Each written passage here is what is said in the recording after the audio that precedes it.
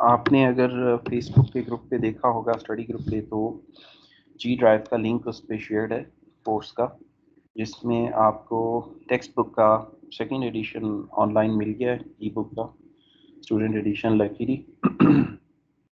Last year तो ये available नहीं था, अवेलेबल था लेकिन सही फॉर्म में नहीं था, उसका साइज़ काफ़ी लार्ज था और कुछ उसमें पार्ट्स में जो है वो अवेलेबल था। तो अभी आप इसको, as I can show you here, ये मैंने अपलोड कर दिया हुआ है जी ड्राइव पे, आप इसे डाउनलोड कर सकते हैं और अपना रेलिवेंट पोर्शन प्रिंट भी कर सकते हैं या फिर आप बुक ले सकते हैं, लेकिन आपको हार्ड कॉपी चाहिए होगी to grasp the lectures fully. अच्छा, पहले तो आप ये बता दें कि आपने वो लिंक देख लिया जो मैंने आपको दिया था? Yes sir. Yes sir. Yes sir. Good. तो क्योंकि फर्स्ट चैप्टर मैं अभी आपको शो करता हूँ यहाँ से, ये सारा इसकी हिस्ट्री का है और हिस्ट्री बच्चों के लिए थोड़ा सा ड्राई पोर्शन होता है, ऑल्दो हम इसको आज देखेंगे लेकिन आपको ये बेहतर अंदाज से समझ जाएगा। As you can see here, first chapter is about background. ठीक है, तो हम इसको देखेंगे आज की क्लास में, और थोड़ा सा चैप्टर 2 भी देखेंगे जो कि लैंग्वेजेस से रिलेटेड है। फर्स्ट चैप्टर में सिर्फ जो है आपकी वही बातें लिखी हुई हैं जो आप ज़्यादा तफसील से उस वीडियो में, इमिटेशन गेम्स में आप देख के आ चुके हो। ऑल्दो इसमें कुछ नाम ऐसे होंगे जो आपने वहाँ पे नहीं देखे होंगे, तो वो हम देख लेंगे। तो ये बैकग्राउंड का चैप्टर है, अगर हम इसे स्ट्रेट पढ़ते तो शायद आपको ये इतना इंटरेस्टिंग ना लगता। तो अभी आपको आइडिया हो गया होगा कि इस थ्योरेटिकल कंप्यूटिंग की सिग्निफिकेंस क्या है, और कंप्यूटर की जो बर्थ थी, द फर्स्ट इलेक्ट्रोमैकेनिकल कंप्यूटर, वो भी उसका एक बड़ी जो कंट्रीब्यूशन है वो कंप्यूटिंग थ्योरी के एरिया से उसका ताल्लुक है। ओके, थोड़ा सा वीकली प्लान भी देख लेते हैं। आई हैव अ सोर थ्रॉट, सो थोड़ा सा एक्सक्यूज फॉर दैट, आपको शायद इतना क्लियर जो है मेरी आवाज़ ना सुनाई दे। बॉडी लैंग्वेज तो वैसे ही म्यूट हो जाती है ऑनलाइन लेक्चर में। ये आप देख सकते हो स्टूडेंट्स, टेंटेटिव वीकली प्लान है, ये आखिर में लिखा हुआ है टेंटेटिव। टेंटेटिव इसलिए होता है कि क्लास के हिसाब से, और जो कंटेंट्स हैं वो तो ऑलमोस्ट पूरे हो ही जाते हैं, लेकिन शफलिंग इसमें ज़रूर हो जाती है। कोई कंटेंट जो है वो थोड़ा सा पहले आ जाता है और कोई कंटेंट जो है वो बाद में चला जाता है, लेकिन एक चीज़ इसमें क्लियर होती है कि मिड टर्म तक जो कंटेंट्स हैं वो मिड टर्म से पहले ही कवर होते हैं, जो आपके फाइनल टर्म के हैं वो फाइनल टर्म से पहले होंगे। लेकिन शुरू के 8 हफ्तों में और बाद के 8 हफ्तों में थोड़ी सी शफलिंग हो सकती है, तो इसीलिए वर्ड लिखा हुआ है टेंटेटिव। इट डजंट मीन के इसका कोई जो है वो मिड फाइनल की स्कीम जो है वो चेंज हो जाएगी, ये इससे मुराद नहीं है। वो कल की क्लास में जो लास्ट लेक्चर था मंडे का, उसमें हमने इस कोर्स की जो introduction, significance, grading policy, attendance policy को देखा था। जो इसकी हिस्टोरिकल डेवलपमेंट थी वो मैंने आपको एक लिंक की शक्ल में दे दी थी। ये आप देख सकते हैं, ये कोर्स प्लान जो है 16 हफ्तों का दिया हुआ है। जो पहले 8 हफ्ते हैं वो कंप्राइज करते हैं मिड टर्म को, जो ये देखें वीक 1 से लेके वीक 8 तक, ये जी मैथड फॉर यूनिफिकेशन तक और बेसिक कॉन्सेप्ट से लेकर। तो ये जो स्कीम है ये हम मिड से पहले इतना ही करेंगे। हाउएवर हो सकता है कि कोई टॉपिक वीक 5 में हो, हम उसे वीक 6 में कर लें, और वीक 6 वाले टॉपिक को वीक 5 में कर लें, depending on the understanding of the class के क्लास का टेम्पो किस तरह से चल रहा है। तो ये मैंने वीकली प्लान भी अपलोड कर दिया, और ये जो आपका CLOs हैं, कोर्स लर्निंग ऑब्जेक्टिव्स, कोर्स की शॉर्ट डिस्क्रिप्शन, ये भी मैंने अपलोड कर दिया है आपके जी ड्राइव के लिंक पे। और इसके साथ साथ तीसरी चीज़ जो है वो इसमें बुक है। स्लाइड्स से पढ़ने वाला ये कोर्स नहीं है, इस कोर्स में स्लाइड्स आएंगी लेकिन मिड टर्म के बाद, जहाँ पे हम थोड़े से रिलेटिवली एडवांस टॉपिक पढ़ेंगे। वैसे तो ये एक इंट्रोडक्टरी कोर्स है, इसमें एज सच एडवांस टॉपिक आप कंपाइलर कंस्ट्रक्शन में या प्रोग्रामिंग लैंग्वेजेस में जाके स्टडी करोगे, यहाँ पे हम इंट्रोडक्शन में रहेंगे। लेकिन इस कोर्स की रिलेटिवली मिड टर्म के बाद you will see a bit of advance topics, like आपने ट्यूरिंग मशीन का जिक्र सुना होगा, आपकी जो आपने वीडियो देखी उसमें भी आपने देखा होगा कि computers basically what is a computer, इसका एक पढ़ा लिखा इंट्यूटिव कंप्यूटर साइंस के ग्रेजुएट का टेक्निकल आंसर ट्यूरिंग मशीन हो सकता है। जो ट्यूरिंग मशीन की लिमिटेशंस हैं वही आपके कंप्यूटर की लिमिटेशंस हैं, जो ट्यूरिंग मशीन की कैपेबिलिटीज़ हैं वही आपकी कंप्यूटर की कैपेबिलिटीज़ हैं टू दिस डे। तो जो एलन की रिसर्च है वो अभी तक वैलिड है, ठीक है। तो हम ये टॉपिक अगर आप देखें वीक 9 में हम इसको स्टडी करेंगे, इंट्रोडक्शन टू ट्यूरिंग मशीन्स, यानी कि हम कंप्यूटर को डिफाइन करने की कोशिश करेंगे। ऑल्दो कंप्यूटर की डेफिनेशन इस किताब के आखिरी चैप्टर में दी हुई है, ये देखें अगर आपको नज़र आ रहा हो स्क्रीन पे, तो ये चैप्टर 25 में डिफाइन करते हैं कि कंप्यूटर क्या चीज़ है। तो जब हम कोर्स ख़त्म करेंगे तो हम कंप्यूटर को डिफाइन करेंगे। वैसे इसकी डेफिनेशन आपको 12वें 12th वीक 13th वीक तक आप खुद इसको डिफाइन कर सकोगे, बट स्टिल हम कंप्यूटर को at the end of the course में डिफाइन करेंगे टेक्निकली। वैसे तो आपने आईसीटी में पढ़ा हुआ है कंप्यूटर क्या होता है, लेकिन हम टेक्निकली इसको डिफाइन करेंगे थियोरेटिकल कंप्यूटेशन की तनाजुर में। तो इस किताब का जो निचोड़ है, at the end of this book आपको कंप्यूटर की तारीफ पता चल जाती है। टेक्निकल डेफिनेशन क्या होती है, कल की एक कोर्स डिस्क्रिप्शन पे आप गौर कीजिए, मैं आपको वापस लेके जाता हूँ जहाँ पे इस कोर्स की डिस्क्रिप्शन लिखी हुई थी। ये देखें, ये capabilities and limitations of computers, ये इस कोर्स का थर्स्ट है, यानी and result of this course है कंप्यूटर की सलाहियत और उसकी लिमिटेशंस को अंडरस्टैंड करना। तो यही चीज़ आपको चैप्टर 25 में यहाँ पर नज़र आ रही है। तो ये हमारा एक मेजर माइलस्टोन है इस कोर्स का, और फिर वो डिवाइडेड है बहुत से कोर्स कंटेंट्स में जो हम ग्रेजुअली और स्लोली लेकर चलेंगे, क्योंकि ये लॉजिक का पहला कोर्स है। अच्छा जी, वापस चैप्टर 1 पे आ जाते हैं। ओके, तो मैं बात कर रहा था स्लाइड्स की हम हेल्प लेंगे पोस्ट मिड टर्म तक। हमारे बुनियादी कॉन्सेप्ट्स हैं जिसमें कि स्लाइड्स का इस्तेमाल नहीं है। हम किताब से न्यूमेरिकल्स को भी देखेंगे और थ्योरी को भी स्पोर्ट्स में देखेंगे। मिड टर्म के बाद स्लाइड्स हैं जो मैं मिड के बाद अपलोड कर दूंगा, अगर ओडीएल सिलसिला ही चलता रहा, और अगर ऑन कैंपस हो गए तो you can take from me post contents weekly. तो ओके इससे पहले कि मैं किताब को स्टार्ट करूं, बैकग्राउंड तो आपको पिछले लेक्चर में और उस रेफरेंस वीडियो में काफ़ी हद तक इस कोर्स का मिल गया है। हिस्टोरिकल डेवलपमेंट की जहाँ तक बात है, ये कोर्स है मंतक का, जिसे इंग्लिश में बोलते हैं अंग्रेज़ी ज़बान में लॉजिक। बहुत सी कंट्रीज़ के अंदर लॉजिक का मजमून मैट्रिक यानी कि हाई स्कूल में, आपकी प्री हाई स्कूल और हाई स्कूल ए लेवल्स यानी कि एफएससी तक पढ़ाया जाता है, लेकिन हमारे करिकुलम में as a compulsory subject logic जो है वो नहीं है। ऑल्दो ऑप्शनल्स में है, और वो भी साइंस के स्टूडेंट्स नहीं यूजुअली उसको पढ़ते हैं, उसको आर्ट्स के स्टूडेंट्स जो हैं वो लॉजिक को या मंतक को स्टडी करते हैं। तो जो आपकी थ्योरेटिकल पिछली क्लास का रिकैप कीजिए, मैंने क्या कहा था कि किसी भी नॉलेज फील्ड की दो ब्रांचेज होती हैं, अप्लाइड एंड थ्योरेटिकल। जो थ्योरेटिकल ब्रांच होती है, जैसे थ्योरेटिकल फिजिक्स है, कंप्यूटर थ्योरी है, इसका ताल्लुक मंतक से होता है, लॉजिक से होता है, जिसमें आप रीजनिंग परफॉर्म करते हैं, क्वेश्चंस करते हैं, बुनियादी क्वेश्चन की चीज़ें अगर हैं 2+2 4 है तो वो क्यों है, 3 या 5 क्यों नहीं है, इस तरह के बहुत से सवालात आप इस कोर्स में करेंगे।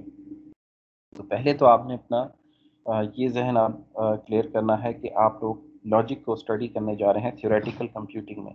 पिछली क्लास से आपको ये तो पता चल गया हम क्या पढ़ रहे हैं, कंप्यूटर थ्योरी।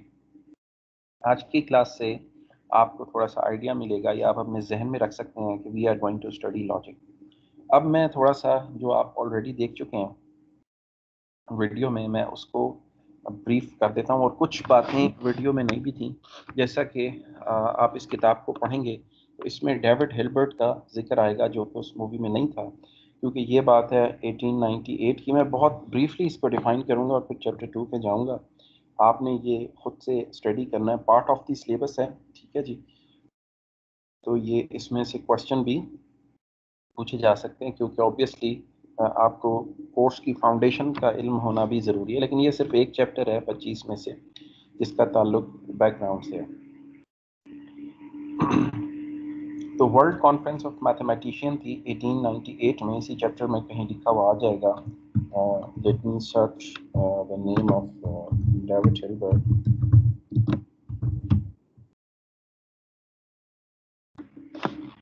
ओके, इसने यहाँ पे इमेजेस की शक्ल में ये दिया हुआ है एंड ठीक है, इसमें टेक्स्ट सर्च नहीं होगा बिकॉज दीज आर इमेजेस।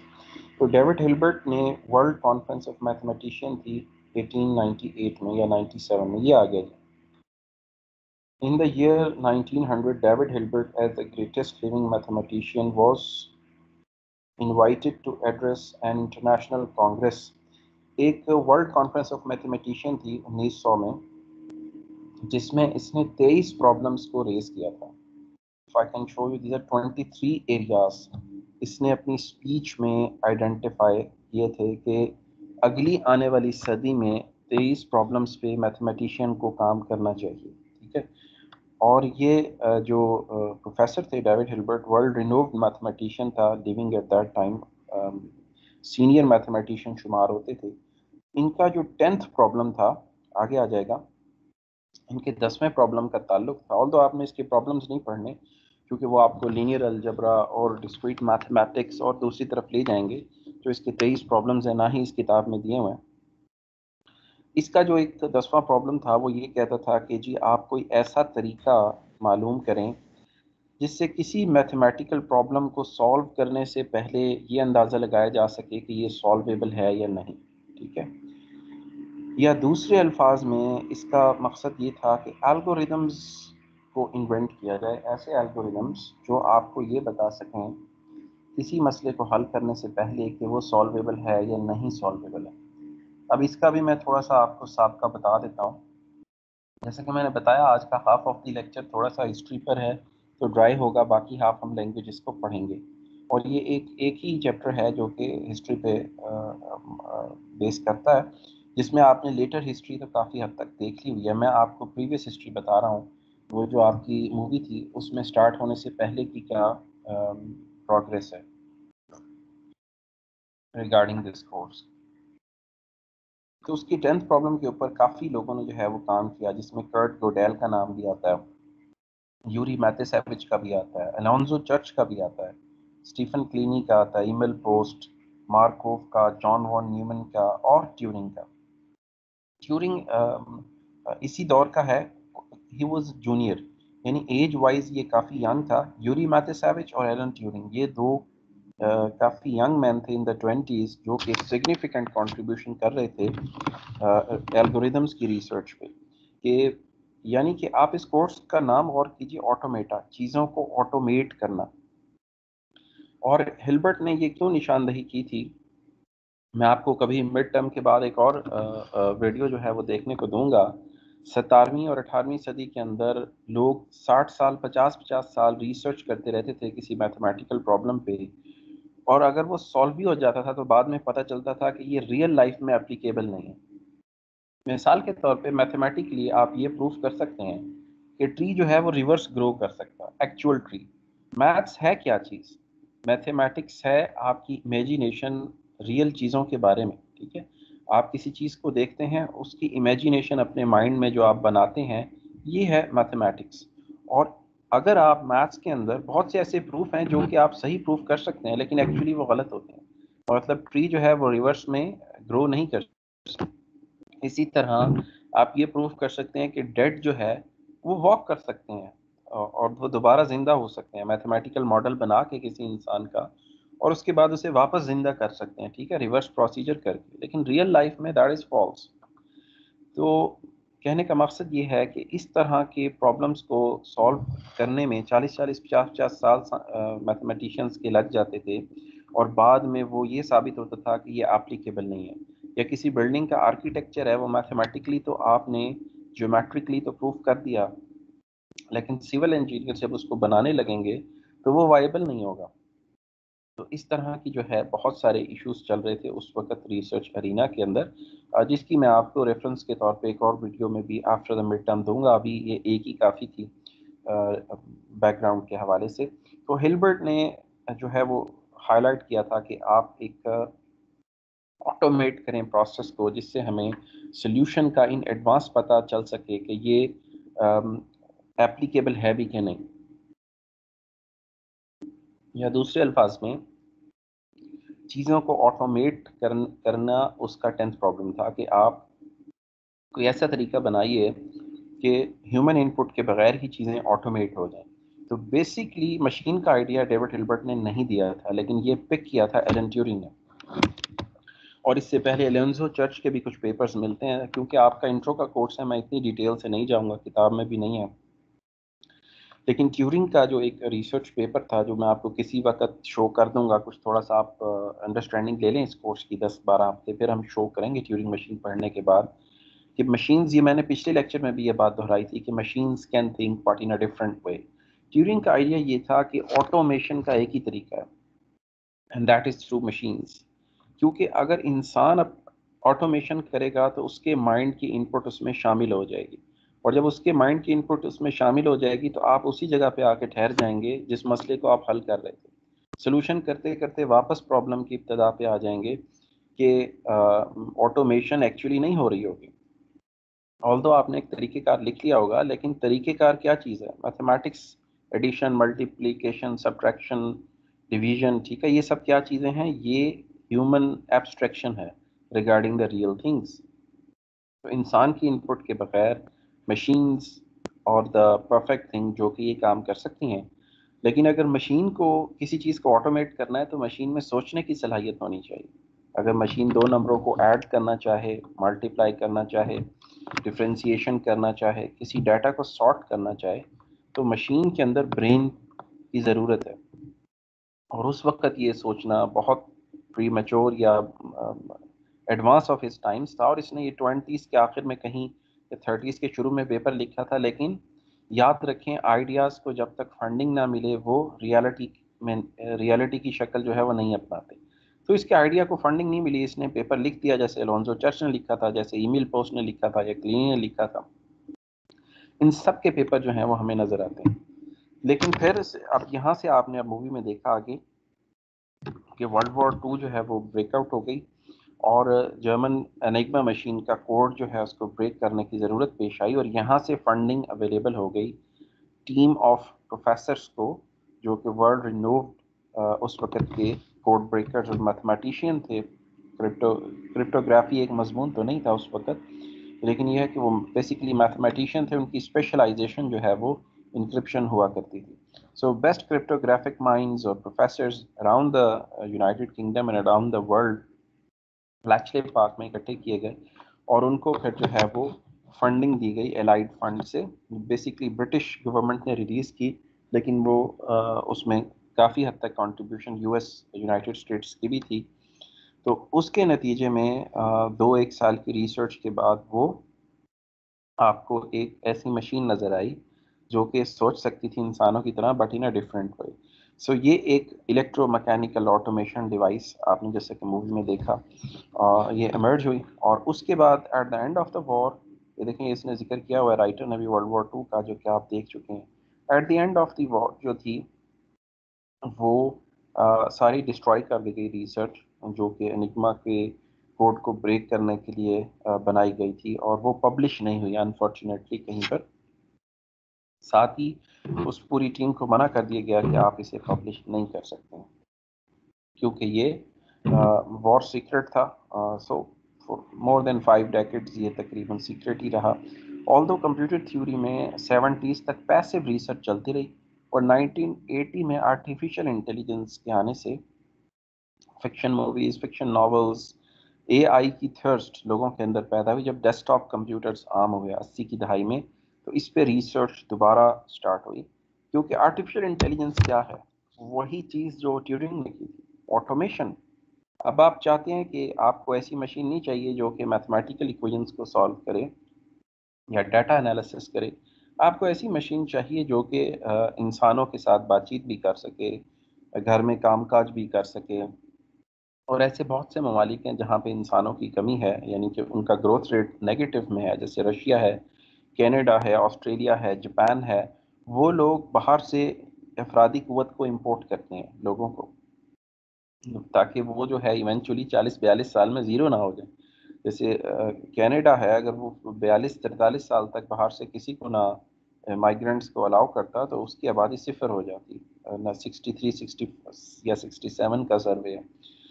तो अब रोबोट्स या मशीन्स इस तरह की ऑटोमेशन दरकार 80 की दहाई में ज़रूरत पेश आई कि एक तो वो इंडस्ट्री में काम कर सकें। तो इंडस्ट्री के अंदर तो आप देख रहे हैं तकरीबन काम जो है इंसानों से मशीन्स ने ले लिया है, वो परफॉर्म करती हैं। ह्यूमंस ने बहुत सी जॉब लॉस हुआ है पिछले 30, 40, 50 सालों में। लेकिन अभी नावा डेज 2000 के बाद अब नई थर्स्ट है कि जो इंसानी माशरा है वो आप देखें सोशल मीडिया की तरफ जा रहा है। जो कोहिजन थी माशरे के अंदर, सोशल कोहिजन, वो ख़त्म हो गई है। इंडिविजुअलिस्ट माशरा जो है सामने आ रहा है। हर इंसान अकेला रहना पसंद करता है, उसमें एकोमोडेशन कम हो गई है, या उसका ज़्यादा वक्त मशीन्स के साथ ही गुजरता है, mobile phone, laptop etcetera on average. It doesn't mean कि सब लोग एंटी सोशल हैं। जितनी ज़्यादा एडवांस्ड कंट्रीज़ हैं वहाँ पे इंडिविजुअलिस्ट कल्चर जो है ज़्यादा प्रिवेल करता है। आप वेस्ट में चले जाएं तो वहाँ पे कंबाइंड फैमिली सिस्टम नापैद है। साउथ एशिया में आ जाएं तो यहाँ पे भी अब बड़ी तेज़ी से की ट्रेंड कम हो रहा है। तो इस वक्त ऑटोमेशन की थर्स्ट क्या है मशीन्स के लिए कि सर आपकी कंपेनियनशिप। आवाज ड्रॉप हो रही है। Okay, let me change the position.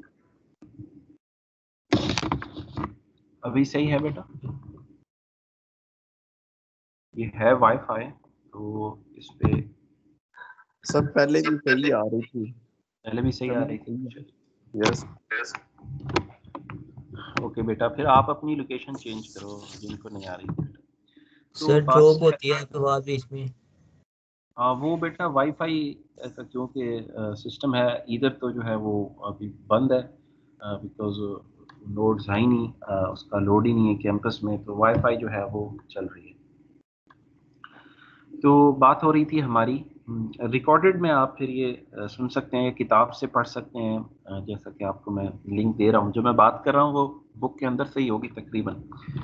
सिर्फ एआई की थर्स्ट का मैं आपको बता रहा था कि अभी जो थर्स्ट है वो है कि इस तरह की ऑटोमेशन पैदा की जाए जो कि कंपेनियनशिप आपको प्रोवाइड कर सके।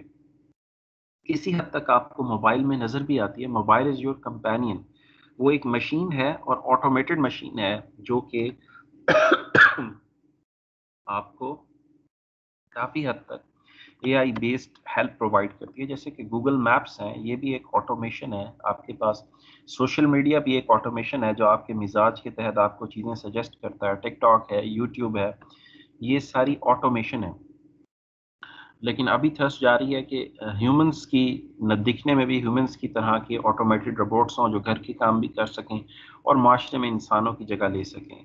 फ़िलहाल उसकी रीज़न है ऐसे ममालिक जो कि एडवांस्ड हैं, उनके पास पैसा है, डेवलप्ड हैं, लेकिन जो ग्रोथ रेट है वो नेगेटिव में है। दूसरी इस रिसर्च की रीज़न ये भी है कि अगर कोई आपके पास एटमी जंग हो जाती है या कोई ऐसी वबा आ जाती है जिससे इंसान की पॉपुलेशन ख़तरनाक हद तक नीचे हो जाती है, तो उसमें भी ये मशीन ऑटोमेशन जो है वो काम करेगी। इसके अलावा जी एक थर्स्ट है, ये मैं बता रहा हूँ कि बैकग्राउंड है कोर्स का, कि ये कोर्स की रिसर्च दोबारा से क्यों 80s में स्टार्ट हुई। 50, 60 और 70 की दहाई में रिसर्च तो थी लेकिन पैसिव थी। 80s से काफ़ी एग्रेसिव रिसर्च चल रही है क्योंकि कंप्यूटर आम आदमी के इस्तेमाल में आ गया था डेस्कटॉप कंप्यूटर की शक्ल में। और गेम्स के अंदर जो वीडियो गेम्स होती हैं पर्सनल कंप्यूटर की, उसमें आर्टिफिशियल इंटेलिजेंस की ज़रूरत थी, यानी कि ऑटोमेशन की ज़रूरत थी। फिर आप की कंप्यूटर थ्योरी की रिसर्च स्टार्ट हुई और 80, 90, 2000, 2010 और 20 की दहाई में इसके ऑटोमेशन के ट्रेंड्स तो बदलते रहे हैं लेकिन मकसद हमेशा एक ही था, ऑटोमेशन। तो ये है स्टूडेंट कुछ इसका बैकग्राउंड 1900 से लेके डेविड हिल्बर्ट की स्पीच से लेके 2021 तक कि डेविड हिल्बर्ट ने 23 प्रॉब्लम्स दिए जिसमें से 10वां उसका प्रॉब्लम था कि जी ऑटोमेशन की जाए, एल्गोरिदम बनाए जाएं, जिस पे एक पूरी टीम ने Kurt Godel, Alonzo Church, Emil Post, Yuri Matiyasevich, Alan Turing, John von Neumann, इन सब ने काम किया और मुख्तलिफ आइडियाज़ पेश किए। लेकिन इसकी जो एक्चुअलाइजेशन है वो हुई जब फंडिंग मिली इसको 1939 से 45 के दौरान। जब फंडिंग मिली तो एक्चुअल आपको ऑटोमेशन मशीन नज़र आई और फिर जंग के बाद इसका इस्तेमाल इंडस्ट्री में शुरू हो गया। अर्लीस्ट अगर आप यूजेज देखें तो लेबॉर्ट्रीज में कैलकुलेशंस के लिए मैथमेटिकल और जो फिजिक्स थे, स्टैटिस्टिशियन थे, उन्होंने इसका इस्तेमाल किया, जिसमें बहुत अर्ली हमें लैंग्वेज नज़र आती है फार्मूला ट्रांसलेशन, फोरट्रैन, जिसके ज़रिए कंप्यूटर को प्रोग्राम किया जा सकता था। और शुरू में तो आप ज़ाहिर है 0-1 से प्रोग्राम कर रहे थे इसको, या किसी ना किसी कोडिंग स्कीम के तहत आप इनपुट दे रहे थे मैकेनिकली, जैसा कि आपने मूवी में देखा था। मैकेनिकल इनपुट के बाद पंच कार्ड आ गए थे, जिसपे आप 0-1 या किसी कोडिंग स्कीम के तहत कंप्यूटर को इनपुट दिया करते थे। कोडिंग स्कीम आपने आस्काई पढ़ी हुई है, यूनिकोड भी शायद आप में से कुछ बच्चों ने देखी हो, नहीं तो बड़े अच्छे से देख लेंगे आप। सिस्टम प्रोग्रामिंग का कोर्स आ गया हुआ है ऑपरेटिंग सिस्टम की लैब में, उसमें हम इन चीज़ों को देखेंगे, ऑपरेटिंग सिस्टम कैसे काम करते हैं। तो मैकेनिकल इनपुट, उसके बाद हॉलरिच कार्ड आपने वो देखा ही था, और उसके बाद फिर इवेंचुअली कीबोर्ड आ गया। और यहाँ पर आप देखें 56-57 में जॉन बैकस और नॉर, दो लोग थे जिन्होंने एक लैंग्वेज बनाई थी जिसका नाम था BNF, बैकस नॉर फॉर्म, जिसे आजकल जाना जाता है कॉन्टेक्स्ट फ्री ग्रामर के नाम से, और ये अभी तक रेलेवेंट है। किसी लैंग्वेज को अगर आपने लिखना हो, जैसे C++ है, जावा है, फोर्ट्रैन है, पास्कल है, यूनिटी है, आपने किसी लैंग्वेज का कंपाइलर लिखना हो तो उसमें बुनियादी जो नोटेशन इस्तेमाल होती है वो BNF होती है। आजकल उसे BNF नहीं कहते, CFG कहते हैं। इस कोर्स में आगे आने वाले चैप्टर्स में आप बैकस नॉर फॉर्म या कॉन्टेक्स्ट फ्री ग्रामर को पढ़ेंगे और उसके न्यूमेरिकल्स को भी सॉल्व करेंगे। सो बेसिकली इस कोर्स में हम ऑटोमेशन में जो टूल्स इस्तेमाल होते हैं उसको हम सीखेंगे over the period of 16 weeks. तो पहला हफ्ता क्योंकि हमारे पास बैकग्राउंड का है तो हम वही काम कर रहे हैं आज की क्लास में। तो 56 के राउंड अबाउट 57 में जॉन बैकस और नॉर ने बैकस नॉर फॉर्म लिखी, और वो फिर इस्तेमाल हुई फोर्ट्रैन लैंग्वेज के डिज़ाइन में। फोर्ट्रैन बेसिकली फिजिक्स, स्टैटिस्टिशियन और मैथमेटिशियंस इस्तेमाल करते थे। इसी दौरान जो है फिर आगे 60 की दहाई में पास्कल और कोबॉल जो है, ये दो लैंग्वेजेस आई, कॉमन ओरिएंटेड बिजनेस लैंग्वेज, यानी कि सैलरी का बिल कंप्यूट करने के लिए घंटों के हिसाब से सैलरी अगर आपने लेबर्स को देनी है तो वो कंप्यूटर ऑटोमेटिकली कैलकुलेट कर लेता था। और वो जो एक आपने पर्सन हायर किया हुआ था, ऑफिस असिस्टेंट्स, जिसका काम था सैलरी कंप्यूट करना, वो नौकरी से फारिग हो गया। सो कंप्यूटर की ऑटोमेशन का जहाँ फ़वाइद हुए, वहाँ पे इंसान को नुकसान नहीं हुआ। सो अर्लीस्ट जॉब लूजर्स जो थे वो थे यूनिवर्सिटीज़ और रिसर्च सेंटर्स में कंप्यूटिंग बॉयज़। ये अंडर ग्रेड स्टूडेंट्स होते थे जो अपनी फीस वगैरह नहीं पे कर सकते थे, तो एक्स्ट्रा टाइम उनको, यानी कि रोज़ के 3 घंटे या वीकली 20 आवर्स तक वो कंप्यूटेशन का काम करते थे यूनिवर्सिटी के रिसर्च सेंटर्स में, क्योंकि कंप्यूटर्स तो थे नहीं, तो ऑटोमेशन का काम वो कैलकुलेट करते थे और यूनिवर्सिटी उनको कुछ पे कर देती थी, जिससे उनका खर्चा निकल आता था। तो सबसे पहले 50s के आखिर में, 60 के शुरू में वहाँ जॉब लॉस हुई। फिर आपके बिजनेस के अंदर जो सैलरी कंप्यूट करने वाले लोग थे उनकी जॉब लॉस हुई। और 60 के आखिर में, 70 के शुरू में यूनाइटेड स्टेट्स में, यूके में आपको जो कार पार्किंग है उसके अंदर भी ऑटोमेशन नज़र आने लग गई कि आपका जो बिल होता है मंथली कार पार्किंग का बिल, वो भी ऑटोमेटिक कैलकुलेट होने लग गया। तो जो डाटा एंट्री वहाँ पे ऑपरेटर होता था जो कि रजिस्टर पे लिखा करता था लोगों के आवर्स पार्किंग के इन और आउट, भी लॉस हो गई। जैसे जैसे ऑटोमेशन हुई, कबॉल के बाद स्टूडेंट 70s की दहाई में फिर ऑपरेटिंग सिस्टम जो है, पहले पता है ओएस कैसे होता था कि आपने, जैसे अब एक वॉच आती है कैसियो की, वॉच पहले बनती है, उसका सॉफ्टवेयर बाद में लिखा जाता है। ओरिएंट का एसी है आपका, ठीक है, एसी पहले बना है, उसके बाद उसका सॉफ्टवेयर लिखा गया उसको चलाने के लिए। माइक्रोवेव ओवन बना है, उसका सॉफ्टवेयर लिखा गया। तो अर्ली डेज में 50s में, 60s में और 70 के शुरू में, बल्कि तकरीबन पूरे 70s में एक हार्डवेयर मशीन बनाई जाती थी, जैसे IBM का कंप्यूटर है, उस मशीन के लिए स्पेशल सॉफ्टवेयर लिखा जाता था बाद में। और अगर किसी ने उस मशीन से इंटरेक्ट करना है तो उससे उस मशीन की लैंग्वेज सीखना पड़ती थी। मिसाल के तौर पे आपने अगर डावलेंस के ओवन को ऑपरेट करना है तो उसका इंटरफेस कुछ और होगा। अगर आपने फॉर एग्जांपल ग्री के माइक्रोवेव ओवन को ऑपरेट करना है तो हो सकता है उसका इंटरफेस कुछ और हो। किसी का 5 पे ग्रिल होगा, बटन पे किसी का डायल मूव करने से आता होगा और किसी का रिमोट से होगा। यानी कि अगर आपने माइक्रोवेव से इंटरेक्ट करना है तो आपको उसकी लैंग्वेज सीखना होगी। Same was the case with computers. IBM का अगर कंप्यूटर है तो उसकी अपनी लैंग्वेज है। डेक का डिजिटल इक्विपमेंट कॉर्पोरेशन अभी डिफंक्ट है, उसका कंप्यूटर है, आपको उसकी लैंग्वेज सीखना पड़ेगी। और उस खास इंटरफेस में कहीं पे आपको टेप ड्राइव में इनपुट देनी है, कहीं पे कीबोर्ड पे देनी है, कहीं पे हॉलरेज कार्ड पे देनी है, और स्टिल कोई पुराने कंप्यूटर हैं तो वहाँ मैकेनिकल इनपुट देनी है। तो इस मसले को हल करने के लिए 70s की दहाई में ऑपरेटिंग सिस्टम जो है उसकी रिसर्च शुरू हुई। तो अगरचे वो नाकाम हुआ, आप ओएस की लैब में देखेंगे, मल्टिक्स एक प्रोजेक्ट था, कुछ लोगों का वो नाकाम हुआ और उसके नाकामी से कुछ अच्छी बातें निकली। एक थी C++। ब्रायन और डेनिस रिची ये कौन लोग थे जिन्होंने C++ बनाई थी? ये मल्टिक्स प्रोजेक्ट की टीम का हिस्सा थे। मल्टिक्स ऑपरेटिंग सिस्टम तो नहीं बना, लेकिन सी लैंग्वेज बन गई। C++ तो बाद में आई थी, सी लैंग्वेज बन गई। इसी तरह मल्टिक्स ऑपरेटिंग सिस्टम तो सक्सेसफुल नहीं हुआ, मगर TCP/IP प्रोटोकॉल जिससे आज तक आप इंटरनेट इस्तेमाल करते हैं उसी बेस पे चलता है, वो भी इसके नतीजे में आया। और बहुत सी काफ़ी अच्छी चीज़ें जो हम ओएस की लैब में इंशाल्लाह we look at in the lab.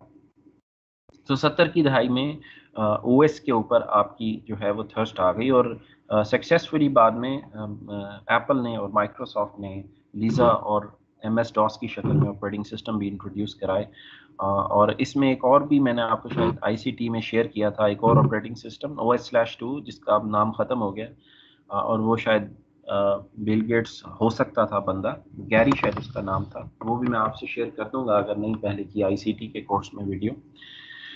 तो एनीवेज जी, बात हो रही थी ऑटोमेशन की, तो फिर आपके पास ऑपरेटिंग सिस्टम आ गया जिसमें 70 की दहाई में वेदर फोरकास्टिंग में इसका इस्तेमाल होने लगा, मशीन्स का।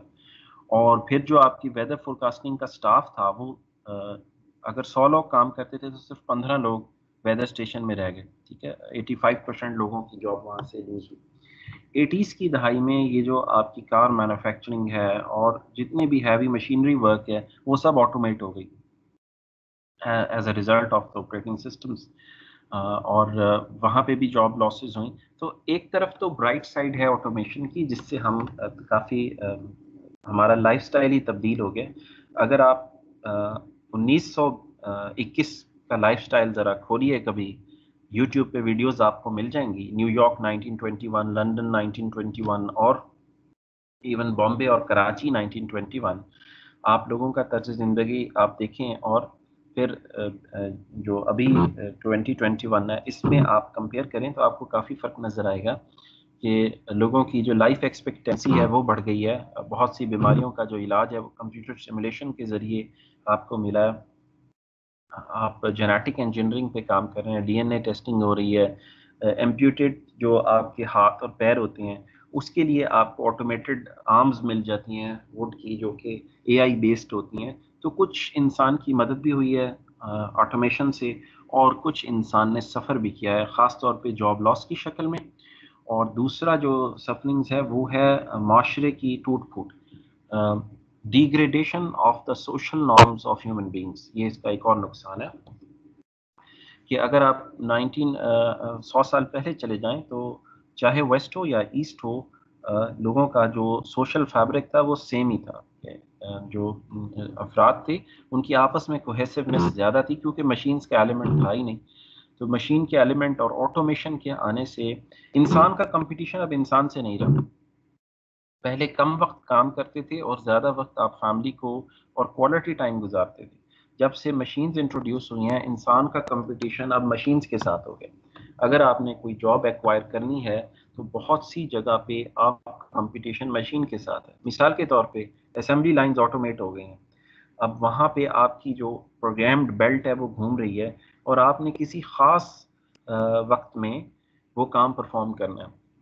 आप थक गए हैं, आपको नींद आई है, आप बुखार है, डजंट मैटर, वो बेल्ट मूव कर रही है और आपको वो काम 20 सेकंड में अगर कोई आपने स्क्रू लगाना है तो वो लगाना ही लगाना है। अदरवाइज यू में लूज द जॉब, या आपकी परफॉर्मेंस ख़राब हो जाएगी और आपकी जगह या तो कोई रोबोट आ जाएगा या किसी और इंसान को तब्दील कर दिया जाएगा। सो ऑटोमेशन के नतीजे में इंसान का मुकाबला मशीन्स के साथ हो गया, सोशल फैब्रिक डिग्रेड हो गया, ठीक है।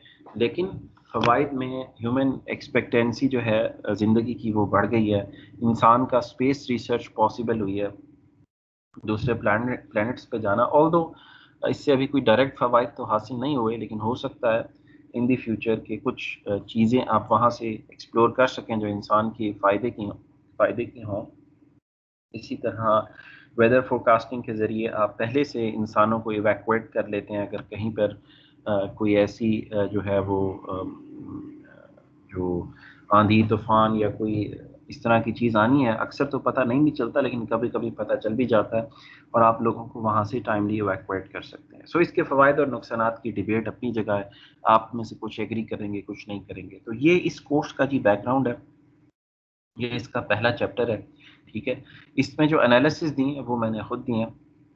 जैसा कि मैंने आपसे पेपर के कमरे में भी कहा था कि अब आप सीनियर ग्रेड स्टूडेंट्स हो गए हैं और अब सिर्फ ये नहीं कि आपने जो किताब में लिखा हुआ है देख के उसे याद कर लेना है, यहाँ तक आपकी बात नहीं है। अब क्रिएशन ऑफ नॉलेज का एलिमेंट, कॉलेज और यूनिवर्सिटी एजुकेशन का फ़र्क। कॉलेज में आप एक्वायर करते हैं, यूनिवर्सिटी में नॉलेज क्रिएट भी करते हैं। तो क्रिएशन से क्या मुराद है? Analytical thinking. आप एक चीज़ को पढ़ते हो तो उसके फ़वाइद और नुकसानात, एनालिसिस की क्वालिटी आपने अपने अंदर पैदा करनी है। थर्ड ईयर से तो ये मैंडेटरी हो जाएगी कोर्सेज में। ये कोर्स भी पहले 5th सेमेस्टर का था, अभी 4th सेमेस्टर में है।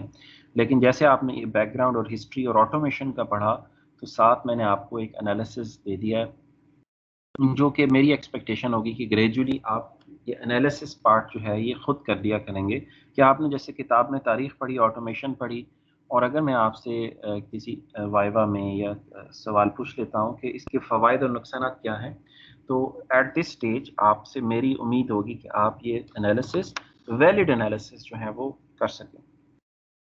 ऑल्दो इसमें थ्योरी बड़ी शॉर्ट थी जी। ये इसका था पहला चैप्टर। और आपने पिछले 2-4 दिनों में तो आपने वो वीडियो देखी है और वो एलन ट्यूरिंग का आपने जो विकी से इसको स्टडी किया होगा, लेकिन आपने इस चैप्टर को पढ़ लेना है।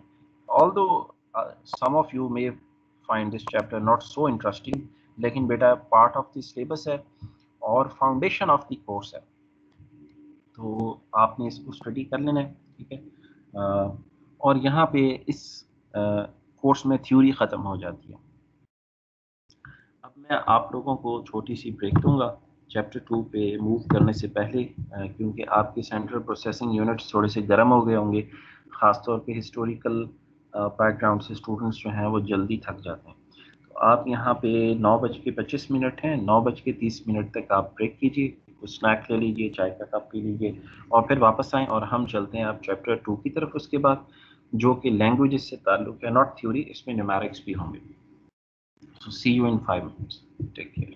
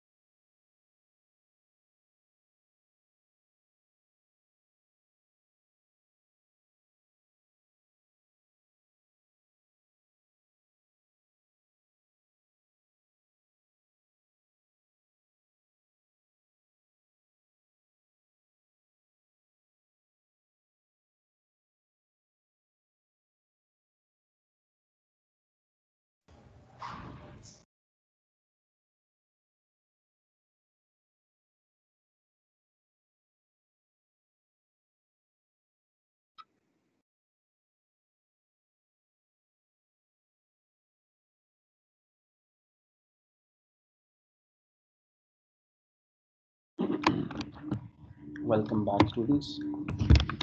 आपको ये ऑडियो आ रही थी इस वीडियो की या सिर्फ वीडियो ही नज़र आ रही थी? और सिर्फ सर वीडियो खाली नजर आ रही थी। ओके जी, तो मैंने कहा इख्तिताम भी एक वीडियो पे करते हैं बिकॉज हिस्ट्री जो है बताने में सॉरी बोरिंग होती है और देखने में थोड़ी इंटरेस्टिंग लगती है। ओके जी, अब आ जाते हैं बैकग्राउंड के बाद मैं वापस आपसे बुक शेयर करता हूँ, चैप्टर 2 की तरफ चलते हैं। ओके जी, जैसा कि स्टूडेंट्स आप देख सकते हैं चैप्टर 2 का टाइटल है लैंग्वेजेस और यहाँ से हम कुछ छोटे छोटे न्यूमेरिक्स जो हैं वो सॉल्व करना स्टार्ट करेंगे। पहले इसका थोड़ा सा इंट्रोडक्शन। लैंग्वेज ज़बान जिसमें कोई दो एंटिटीज़ आपस में अपनी बात कम्युनिकेट कर सकती हैं। वो दो एंटिटीज़ ह्यूमंस भी हो सकते हैं, ह्यूमन एंड एनिमल भी हो सकता है, और ह्यूमन एंड मशीन भी हो सकता है, और मशीन एंड मशीन भी हो सकता है। क्योंकि चैप्टर 1 से हमें एक बात तो कंफर्म हो गई कि मशीन्स कैन थिंक, और ऑल्दो हमने वो रिसर्च पेपर जो अभी इस वीडियो में रेफ़र किए थे, इसने दो हमने पढ़े नहीं क्योंकि प्री मेच्योर होगा उसको पढ़ना, अभी आपने ये सीखा नहीं टूल्स जो थ्योरेटिकल कंप्यूटिंग में इस्तेमाल होते हैं, तो it will be premature to study those papers technically. However एक बात आपको पता चल गई, और वो बात क्या है? वो बात है मशीन्स कैन थिंक। तो जिससे मुराद ये है कि मशीन जब सोच सकती हैं तो वो अपने आप को एक्सप्रेस भी कर सकती हैं। तो दो इंसान, दो machines, human and animal, human and machine, machine and machine, किसी भी पॉसिबिलिटी में दो या दो से ज़्यादा एंटिटीज़ जब अपनी बात को कन्वे करती हैं, एक्सप्रेस करती हैं, तो जिस मीडियम को इस्तेमाल किया जाता है उस मीडियम को हम कहते हैं लैंग्वेज। अब वो लैंग्वेज स्पोकन भी हो सकती है, जैसा कि मैं इस वक्त आपसे कम्युनिकेट कर रहा हूँ। जो लोग स्पेशल पर्सन्स होते हैं वो इशारों के ज़रिए भी बात करते हैं जो सुन नहीं सकते। इसी तरह से जिनका आई साइट का इशू होता है वो ब्रेल के ज़रिए वर्ड्स को पढ़ के इंटरप्रेट कर सकते हैं।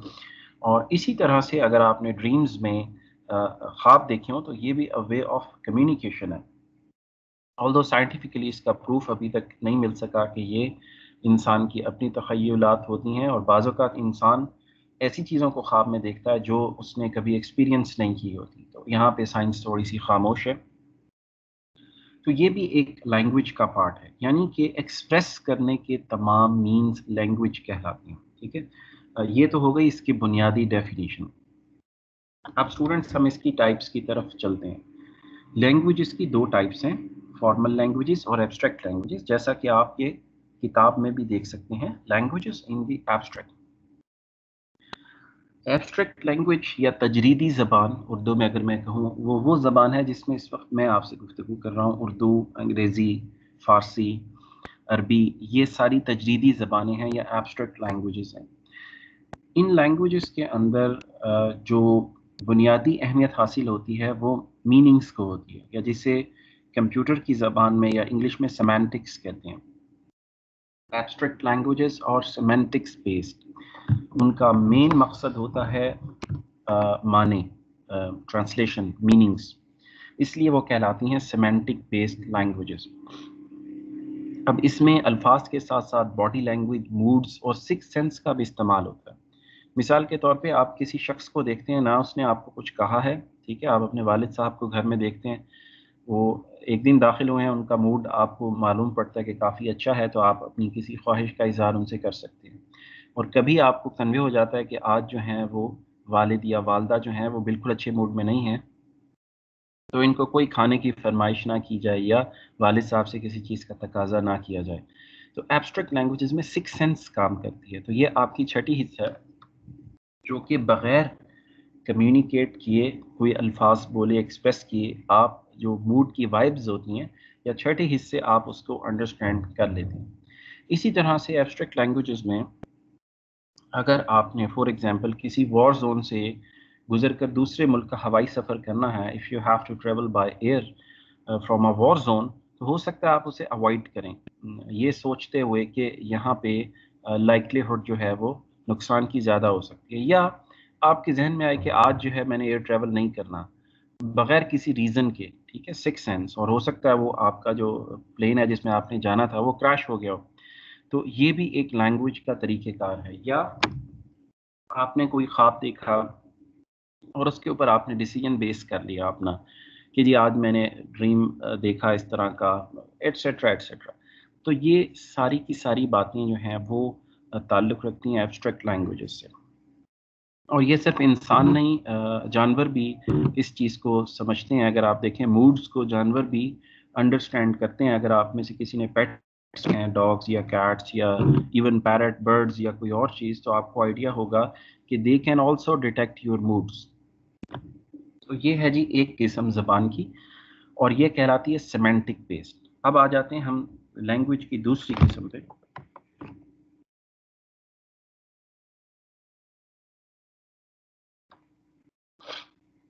Formal languages. फॉर्मल लैंग्वेजेस क्या है? ये भी एक्सप्रेस करने का एक तरीक़ेकार ही है स्टूडेंट्स, लेकिन इनका थ्रस्ट होता है सेंटेक्स के ऊपर। These are called syntax based languages. और फॉर्चुनेटली आप कंप्यूटर साइंस के स्टूडेंट्स हैं, तो आप काफ़ी सारी फॉर्मल लैंग्वेजेस पढ़ चुके हैं, जैसा कि C++ एक फॉर्मल लैंग्वेज है, जावा एक फॉर्मल लैंग्वेज है, HTML एक फॉर्मल लैंग्वेज है। इसी तरह से अगर आप सूडो कोड देख लें तो वो भी एक फॉर्मल लैंग्वेज है। मैथमेटिक्स में अगर आपका ट्रुथ टेबल का एल्गोरिदम है, या आपकी गेट्स की जो एल्गो है जो आपको एंड, नॉर और गेट की कैलकुलेशंस के बारे में गाइड करता है, तो ये भी एक फॉर्मल लैंग्वेज है। इसी तरह कैलकुलेटर में जमा, तफरीक, ज़रब और तकसीम करने के जो तरीक़ेकार है, ये भी एक फॉर्मल लैंग्वेज है। ये सारी लैंग्वेजेस क्या सिग्निफाई करती हैं? सेंटेक्स के ऊपर। आप जो है यहाँ पे मूड्स और सिक्स सेंस का काम नहीं है। मिसाल के तौर पे आपका जो प्रोग्राम है, आप उसमें सी आउट करें कि dead can be alive again, building sings. इस तरह की कमांड्स प्रिंट तो हो जाएंगी, लेकिन मीनिंग्स में शायद उनके कोई मीनिंग्स ना हो। मिसाल के तौर पे आप कह सकते हैं कि spaceships can run as a train, ठीक है। इसी तरह aeroplane can float like a ship. तो कुछ ऐसी बातें जो मीनिंग्स में कोई इतनी मीनिंगफुल ना हो, लेकिन स्टिल उसे कंप्यूटर प्रिंट कर देगा, क्योंकि फॉर्मल लैंग्वेज को कोई सरोकार नहीं है आपके मीनिंग से। ऑल्दो मीनिंग्स की कुछ इसमें वैल्यू है, लेकिन इतनी नहीं। मिसाल के तौर पे आप एक ही ऑपरेटर एक से ज़्यादा तरीक़ों में इस्तेमाल कर सकते हैं। उस हद तक तो वो कॉन्टेक्स्ट के हिसाब से कि ऑपरेटर इस्तेमाल कहाँ पे हुआ है, वो उसको जज कर लेगा कि इसका क्या मतलब है। इस हद तक तो मीनिंग्स की वैल्यू है फॉर्मल लैंग्वेज में, लेकिन बुनियादी तौर पे जो मेन इसमें अहमियत होती है वो होती है सेंटेक्स की। सेंटेक्स या जिसे आप तरीक़ेकार कह सकते हैं उर्दू के अंदर, तरीक़ेकार, एक्सप्रेस का तरीक़ेकार जो है, जो कवायद और ज़वाबित हैं, वो मेन इम्पोर्टेंस रखते हैं फॉर्मल लैंग्वेजेस में, ठीक है। तो ये तो दो बातें आपने क्लियर करना है स्टूडेंट्स। हमने अब तक क्या किया? दूसरे चैप्टर में लैंग्वेज की तारीफ की है। We have defined languages, then we saw two types of languages, abstract language and formal language. Abstract languages are semantic based, formal languages are syntax based, ठीक है। इसका ये मतलब नहीं है कि एब्स्ट्रैक्ट लैंग्वेज में कवायद ज़वाबित की कोई अहमियत नहीं है, लेकिन सेकेंडरी है। इसी तरह सेंटेक्स लैंग्वेज में भी सेमेंटिक्स की अहमियत है, लेकिन सेकेंडरी है। फॉर्मल लैंग्वेजेस में प्राइमरी इंपॉर्टेंस सेंटेक्स को, एब्स्ट्रैक्ट लैंग्वेज में प्राइमरी इंपॉर्टेंस सेमेंटिक्स को हासिल है। अलबत्ता दोनों के, कोई भी ज़बान जो है वो सेंटेक्स और सेमेंटिक्स को के कम्बिनेशन से ही पूरी होती है, ठीक है। अच्छा, अब हम इस पूरी किताब में एब्स्ट्रैक्ट लैंग्वेज को दोबारा नहीं पढ़ेंगे, ठीक है। एब्स्ट्रैक्ट लैंग्वेज जो आप बचपन से बोलते आ रहे हैं, हम बात करेंगे फॉर्मल लैंग्वेज की। और हम कंप्यूटर का भी तज़किरा नहीं करेंगे जब तक कि ये कोर्स ख़त्म होता है। इस कोर्स के कॉन्टेक्स्ट में अभी हमने कंप्यूटर को डिफ़ाइन नहीं किया। जब ये कोर्स ख़त्म होगा तब हम कंप्यूटर को डिफ़ाइन करेंगे टेक्निकली।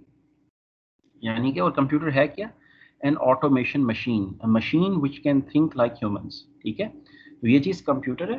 पहले हम सारे इस कोर्स में बिल्डिंग ब्लॉक्स पढ़ेंगे फॉर्मल लैंग्वेजेस के, और स्टूडेंट्स आखिर में हम डिफ़ाइन करेंगे ऑटोमेटेड मशीन को, ठीक है जी। तो अब हम कुछ टेक्निकल चीज़ों की तरफ जाते हैं।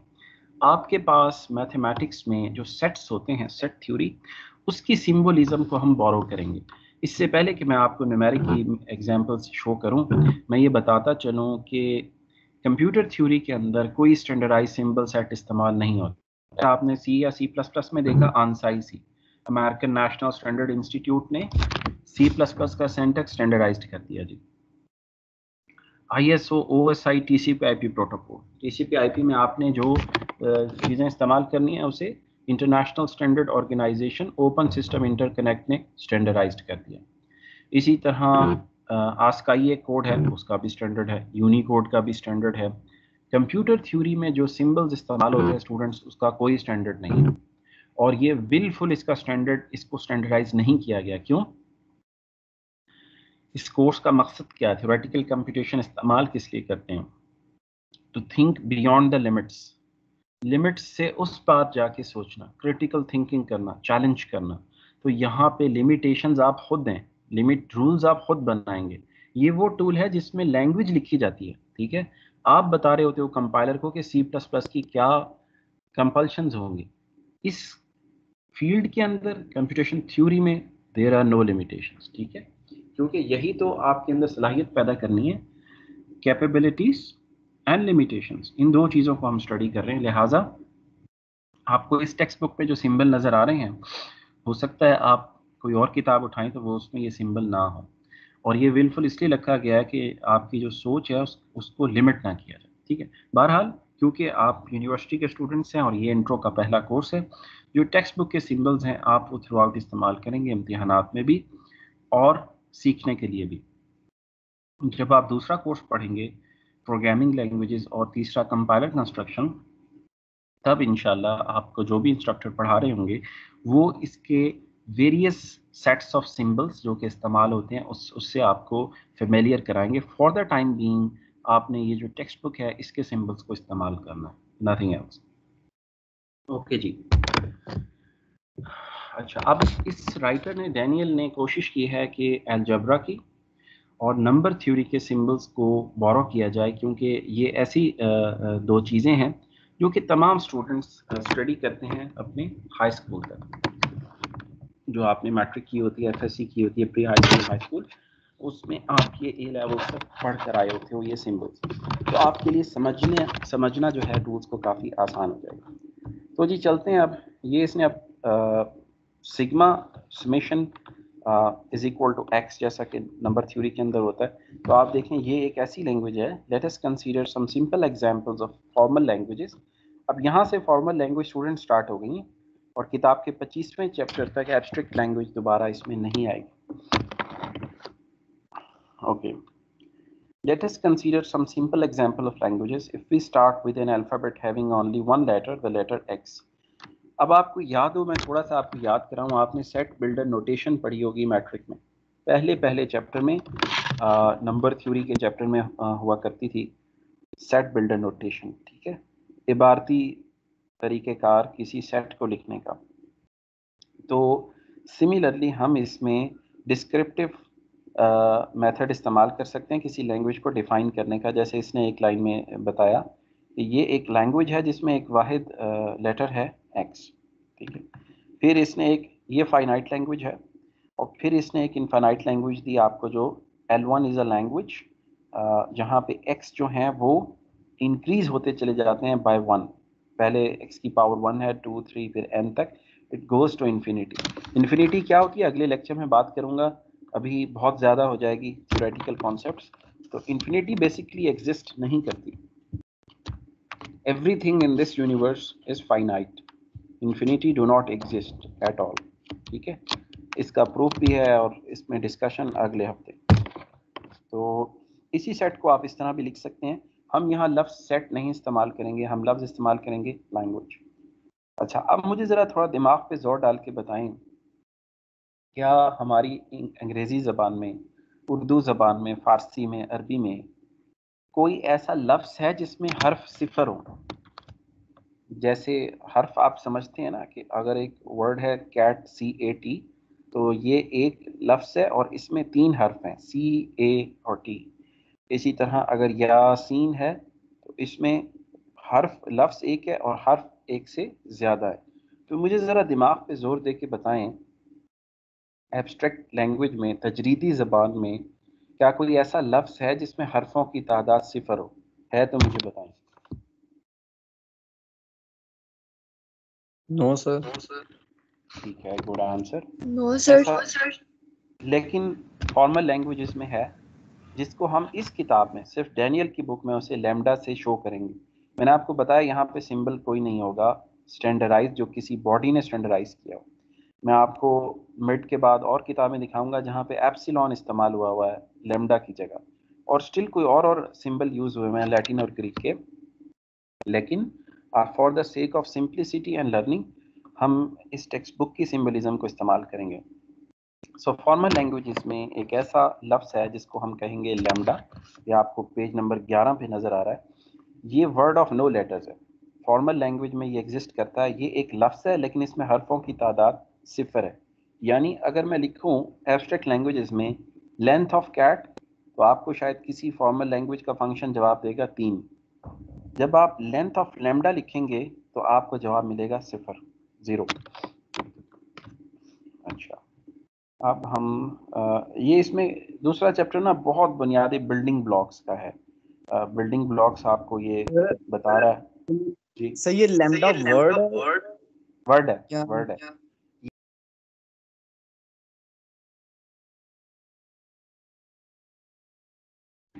हमारी एब्स्ट्रैक्ट लैंग्वेजेस में कोई ऐसा जो लफ्ज़ है वो मौजूद नहीं है जिसमें आपके पास जो है लेंथ सिफर हो। सो फॉर्मल लैंग्वेज का पहला लफ्ज़, जैसे उर्दू में अलिफ से हम शुरू करते हैं और अलिफ एक हर्फ है, एक लफ्ज़ भी है। ए एक हर्फ है, और अगर ए को हम जिस तरह लिखें दिस इज़ अ कैट, तो ए एक लफ्ज़ भी बन सकता है। लेकिन सिफर हर्फ वाला लफ्ज़ एब्स्ट्रैक्ट लैंग्वेज में नहीं है। फॉर्मल लैंग्वेज में सिफर हर्फ वाला लफ्ज़ है जिसको हम कहते हैं लैम्डा। ठीक है जी। तो ये आपने ध्यान में रखना है। इसका इस्तेमाल किताब के आखिर तक आप सीखते रहेंगे। इसकी बेपनाह प्रॉपर्टीज़ हैं और आती रहेंगी। जैसे जैसे टॉपिक चेंज होगा वैसे वैसे इसकी जो है प्रॉपर्टीज़ चेंज होंगी। ये जो सर कोर्स सर इसको एज जी जी यूज हम लोग सिंपल करेंगे या वर्ड करेंगे? जी, सर इसको यूज एज अ सिंबल करेंगे या वर्ड करेंगे लैम्डा वर्ड को? वर्ड सिंबल तो मैंने कहा इसे लिखने का तरीका है। इसकी डेफिनेशन है word of no letter. Daniel की किताब में लैम्डा से रिप्रेजेंट है। सिप्सर की किताब उठाएं, एप्सिलॉन लगा हुआ है। अगर आप इसी तरह जो है वो टॉम की बुक उठा लें तो उसके अंदर उसने एक लैटिन सिंबल लगाया हुआ, वो जो टिल्डा का सिंबल होता है वो इस्तेमाल किया हुआ है। सो मुख्तलिफ किताबों में मुख्तलिफ सिंबल होगा क्योंकि स्टैंडर्ड नहीं है। तो ये, लेकिन इम्तिहानात में इस कोर्स में हम लैम्डा ही यूज़ करेंगे। ठीक है जी। अगर लैम्डा के अलावा कुछ होगा तो ब्रैकेट में लिखा होगा कि ये वर्ड ऑफ नो लेटर है। ठीक है, अगर वरना अगर लैम्डा बगैर किसी एक्सप्लेनेशन के दिया हुआ है तो आपने समझ जाना है कि ये वर्ड ऑफ नो लेटर है। ठीक है, जो डैनियल आई ए कोहन ने इस्तेमाल किया है as a symbol for word of no letters. तो ओके, ये इसने कुछ सेट्स लिखे हुए हैं। मेरा ख्याल है सेट्स तो आपने क्लास 2-3 से पढ़े हुए हैं। मैं अब आपको उसमें मिसाल के तौर पे, ये sigma is equal to 0 to 9, this is a language that starts from 0 and at 9, every successive terms में be obtain by adding 1 to the previous. आप इसकी कोई भी डेफिनेशन दे सकते हैं जैसे आप सेट बिल्डर नोटेशन में दिया करते थे। तो वो कोई इतनी जो है अच्छा, एक और इसमें सिंबल जी इस्तेमाल होगा पूरी किताब में, this is called and marker. जहाँ पे किसी लैंग्वेज की डेफिनेशन पूरी हो जाएगी ना तो आपने ये बॉक्स लगा देना होगा, ये एंड मार्कर के तौर पे यूज़ होगा। ठीक है, एक तो लैम्डा हो गया इसमें नोट करने वाली चीज़, दूसरी चीज़ ये एंड मार्कर होगी। ठीक है, एंड मार्कर पे उस लैंग्वेज की डेफिनेशन ख़त्म हो जाएगी। कोई प्रूफ है, कोई डेफिनेशन है, वो ख़त्म होगा। जैसे सी प्लस प्लस के प्रोग्राम में रिटर्न ज़ीरो नहीं होता, वैसे ही इसका हम जब भी कोई चीज़ लिखेंगे, वो डेफिनेशन हो, वो प्रूफ हो, आखिर में हम ये एंड मार्क कर देंगे। ठीक है जी। ओके, लेंथ का फंक्शन जैसे सी में होता है तो वैसे हम यहाँ पे भी इस्तेमाल करेंगे। अब देखें, इसने यहाँ पे लिखा है कि for example if A is equal to X 4 times, तो length of A is equal to 4। एक वेरिएबल हो गया ना जिसमें आपने 4x स्टोर किए हुए हैं, तो length of A is equal to 4। ठीक है, 4 इसमें जो है वो आ गए हर्फ। इसी तरह सी इसने 428 डिफाइन किया है, तो इसमें 4, 2 और 8 3 हर्फ हैं। और अगर आप खुद एक लफ्ज लिख दें तो लेंथ का फंक्शन उसकी जो है वो जितने उसमें हर्फ इस्तेमाल हुए हैं वो रिटर्न कर देगा। ठीक है, तो ये भी आपने जहन में रखना है। और ये देखें, ये एक प्रॉपर्टी इस चैप्टर में आ गई, length of lambda is equal to 0, जैसा कि हम ऊपर जो है वो देख चुके हैं। और जी इसमें क्या चीज़ है, अब देखें ये L4 एक लैंग्वेज है। इसको आप देखें, इसमें पहला लफ्ज़ क्या है जिसके लेटर की तादाद है 0, दूसरा लफ्ज़ क्या है x और इसके लेटर्स की तादाद है 1, थर्ड वर्ड इसमें क्या है x इंटू एक्स। अब इसमें लेटर्स की तादाद क्या है 2, इसमें चौथा लफ्ज़ क्या है ट्रिपल एक्स, और इसमें अल्फाज हरफों की अल्फ़ाबेट्स की तादाद है 3, फिर है x 4 टाइम्स, और ये इन्फिनिटी की तरफ जा रहा है। ठीक है, और इन्फिनिटी एग्जिस्ट नहीं करती, जहन में रखना है आपने। मैं आज नहीं बताना चाहता कि बहुत ज़्यादा थ्योरी हो जाएगी। अगले लेक्चर में मंडे को इंशाल्लाह मैं थ्योरी ऑफ इन्फिनिटिज्म एंड फिनिटिज्म के ऊपर थोड़ी सी डिस्कशन करूंगा, और हो सका तो प्रूफ मंडे को ही कर लेंगे, नहीं तो बाद में लॉजिकल प्रूफ है उसका। प्रूफ के तरीके भी चैप्टर 3 में या इसमें आ जाएंगे, वो भी पहले देख लें फिर उसे प्रूफ करेंगे। तो आप देखें, इसको आप ऐसे लिख सकते हैं ना सेट को, L4 is a language of x to power n where n starts from 0 and goes towards infinity। ठीक है, वेरी सिंपल। अब लेंथ की तरह आपने एक और फंक्शन स्टूडेंट जहन में रखना है, रिवर्स का। ठीक है, रिवर्स का फंक्शन आपने पहले भी देखा होगा, और अभी हम कंप्यूटर लैंग्वेज की बात नहीं करेंगे 25वें चैप्टर तक, आखिर तक। ये थ्योरेटिकल फंक्शन हैं। आपने रिवर्स का फंक्शन इस्तेमाल किया तो वो जो जो भी स्ट्रिंग आप उसे देंगे उसके जो हरूफ होंगे अल्फ़ाबेट्स को रिवर्स कर देगा, 145 से 541 बन जाएगा। ठीक है, अगर कोई लफ्ज़ अपना मिरर इमेज है तो वो क्या कहलाता है, पैलिंड्रोम। आपने सी में और डेटा स्ट्रक्चर में भी पैलिंड्रोम की होगी, तो नहीं की तो हम इसमें देख लेंगे। मैं बता ही रहा हूँ कि अगर कोई लफ्ज़ अपना खुद का मिरर इमेज है तो वो पैलिंड्रोम है। ठीक है, ये 3 टाइम एक्स को जितनी दफ़ा रिवर्स करें वही चीज़ आ जाएगी। यानी शीशे में एक्स आप देखें मिरर इमेज वो उसके बराबर आ रहा है रिवर्स करने से। lambda and all string x such that reverse of x is equal to x। अब देखें, लैंग्वेज को आप डिस्क्रिप्टिवली बयान कर सकते हैं। लैम्डा का रिवर्स भी लैम्डा होगा, और वो तमाम स्ट्रिंग्स जिनका रिवर्स उसी के बराबर हो तो वो पैलिंड्रोम लैंग्वेज के अंदर आती हैं। कुछ अल्फाज पैलिंड्रोम में से इसने यहाँ पे लिख दिए, नीचे आप देखें, lambda a b double a double b triple a, इनको आप रिवर्स करें यही चीज़ वापस आ जाएगी। तो ये सेट या लैंग्वेज जो है ये लैंग्वेज पैलिंड्रोम है। तो ये स्टूडेंट अब देखें, हमने कुछ चीज़ें हम करते चले जा रहे हैं और ये आगे आने वाले चैप्टर्स में इस्तेमाल होंगी। ऑल्दो ये नई नहीं है, आपने कुछ पढ़ी हुई है। ये अलबत्ता एक चीज़ है क्लीनी स्टार क्लोजर, इसका नाम नया है लेकिन आपने ये पिछली क्लासों में सेट्स को एक्सपैंड करने में किया होगा। ओके, क्लीनी स्टार जो है ये clini was a theorist, mathematician. ठीक है, उसने ये जो है एल्गोरिदम डिस्कवर किया था कि अगर आपने किसी सेट को 0 टू n एक्सपेंड करना है, याद रखें जहाँ पे ये आपको क्लीनी स्टार क्लोजर नज़र आएगा, इसकी पावर आप अपने नोटबुक पे लिख लीजिए। मेरे पास तो अब ब्लैक बोर्ड नहीं है, मैं आपको लिख के दिखाऊं। सिग्मा स्टैरिक, सिग्मा कहते हैं जी हरूफ तहज्जी को। किसी लैंग्वेज के बिल्डिंग ब्लॉक्स के लिए हम ये सिंबल इस्तेमाल करेंगे इस किताब में। तो ये अगर लिखा हुआ है sigma is equal to X, इसका मतलब है कि ये जो लैंग्वेज है इसके बिल्डिंग ब्लॉक्स हैं एक्स।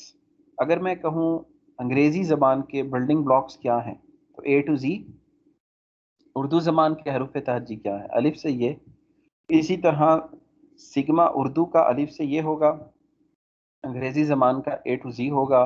ये कोई आपको लैंग्वेज दी हुई है या सेट दिया हुआ है, इसका सिग्मा है एक्स। अब अगर आप इसका क्लोजर लेंगे तो क्लीनी स्टार क्लोजर की डेफिनेशन ही ये है, इट गोज, इस किताब में हम इसे स्टारिक से शो करेंगे, और ये जो है वो अपर सबस्क्रिप्ट के तौर पे यूज़ होगा, डाउन सबस्क्रिप्ट के तौर पे नहीं, अपर सबस्क्रिप्ट में ऊपर इस्तेमाल होगा। और इसका मतलब होगा कि the power will go from 0 to n। अब देखें एक्स की, अच्छा अब दूसरी प्रॉपर्टी लेमडा की देखें स्टूडेंट्स। पहली प्रॉपर्टी क्या थी लेमडा की, लेंथ ऑफ लेमडा इज 0। दूसरी प्रॉपर्टी फॉर्मल लैंग्वेज में किसी भी लफ्ज की पावर 0 लेंगे जवाब लेमडा आएगा। एक अरब दफ़ा एक्स एक लफ्ज हो उसकी पावर 0 लें, जवाब आपका आएगा लेमडा। ठीक है, किसी भी लफ्ज की पावर 0 लेंगे आप फॉर्मल लैंग्वेज में, जवाब क्या आएगा, लेमडा। तो देखें क्लीन स्टार क्लोजर का मतलब है 0 to n, यानी कि किसी भी लैंग्वेज का आप क्लीन स्टार क्लोजर लेंगे चाहे वो एम्प्टी लैंग्वेज हो, उसका जवाब क्या होगा? लैम्डा। अगर अभी आप थोड़ा गौर करें, मुझे बताएं, अगर सिग्मा मैं लिख दूं, सिग्मा मैं यहाँ पे अगर आपको लिख दूं, फॉर एग्जांपल हम नोट पैड लेते हैं, ये एक सेट है, मैं आपसे नोट पैड शेयर करता हूँ।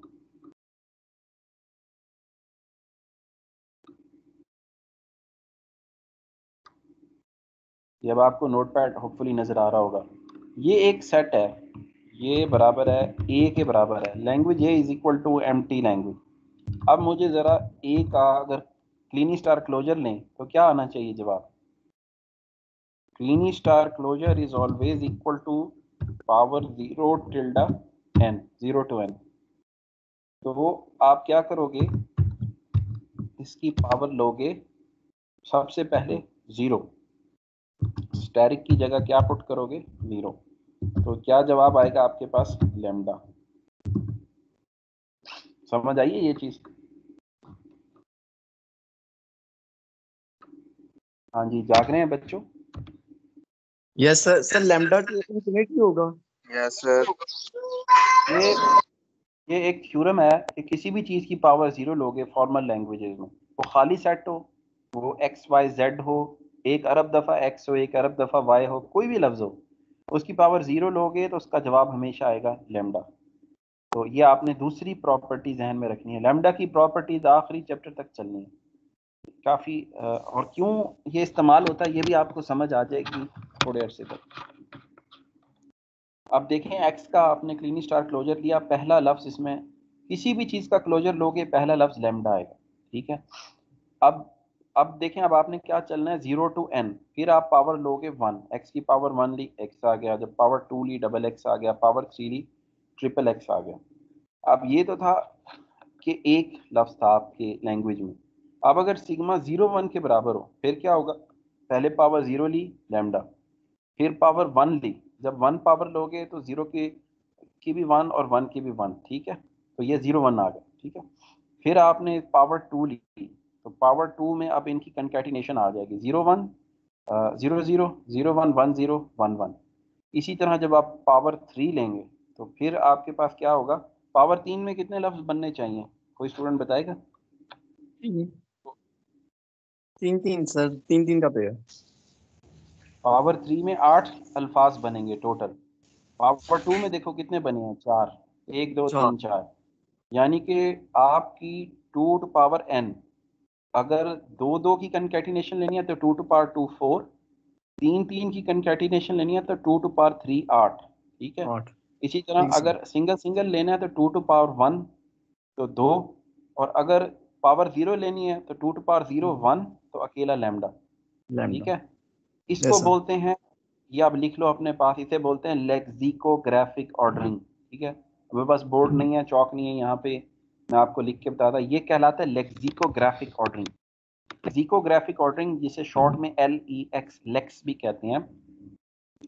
Lex is an expansion of a set according to Kleene star closure where you expand the language input alphabet from 0 to n in all possible combinations।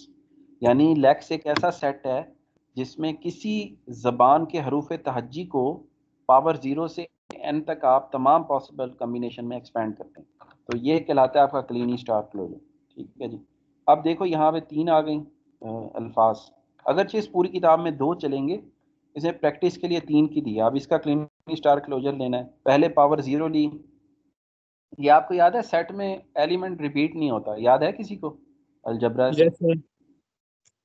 तो देखो अब ए की पावर 0 ली lambda आया, B की 0 ली तो भी लैम्डा आया, सी की 0 ली तो भी लैम्डा आया। आप 3 रिपीट कर नहीं सकते, इसलिए लैम्डा एक ही दफ़ा लिखा हुआ है यहाँ पे, वरना 3 लैम्डा आए हैं हमारी पावर 0 लेने से। फिर अब पावर 1 लेंगे, अकेले अकेले आ गए। पावर आपने 2 ली तो AB AC, इसी तरह से BB BC CA और CB CC, और फिर इस तरह से 3 वाली, and the list goes on. अच्छा जी, अब इसने कुछ एग्जांपल्स दिए हैं। अब देखें यहाँ पे ना, ये आपको कंफ्यूज भी करेगा, AA B, आपने पता है क्या करना है, अगर यहाँ पे ट्रिपल A लिखा हो, 4 A लिखे हो, आपने करना है suppose X is equal to AA, Y is equal to B, X Y की बना लेनी है। कुछ बच्चे तो कंफ्यूज नहीं भी होंगे, लेकिन क्लास के कुछ बच्चे होते हैं, अगर अब हम क्लास में बैठे होते तो मैं आप सबको ये देता काम और आपकी नोटबुक पे चेक करता कि कौन सही बना रहा है कौन गलत। लेकिन एक्सपीरियंस से मैं बता रहा हूँ कि क्लास में 1/3 से 20% बच्चे जो हैं वो इसे एक्सपेंड नहीं कर पाते।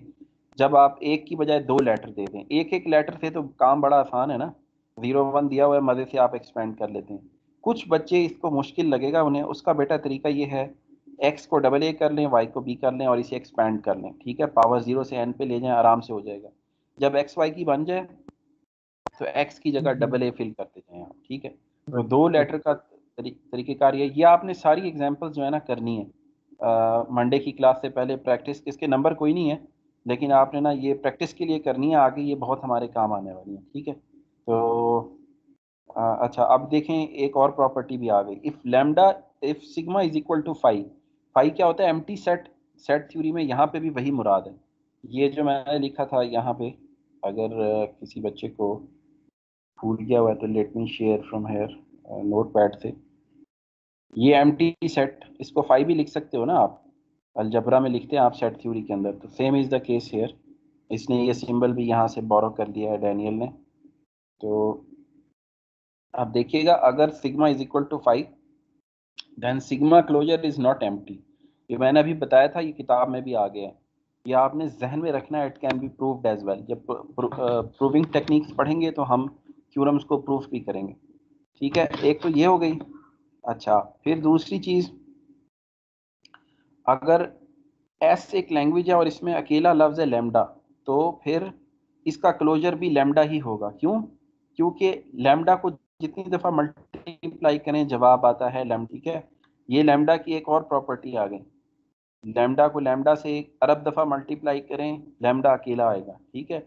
और सेट थ्योरी में लेटर रिपीट नहीं हो सकते, ठीक है। इसीलिए अगर एस लैम्डा के बराबर है तो एस क्लोजर अकेला लैम्डा होगा, ठीक है। इसका प्रूफ आपने, जब मैं कराऊंगा आपको तो आप देखिएगा, वो मैं उसकी वीडियो बना लूँगा नोटबुक की या बोर्ड की, तो इसमें ये वाली प्रिंसिपल काम आएगा कि लैम्डा को जितना एक्सपैंड करें तो वो अकेला लैम्डा आता है। क्लोजर का तो यही मतलब होता है ना, 0 to n।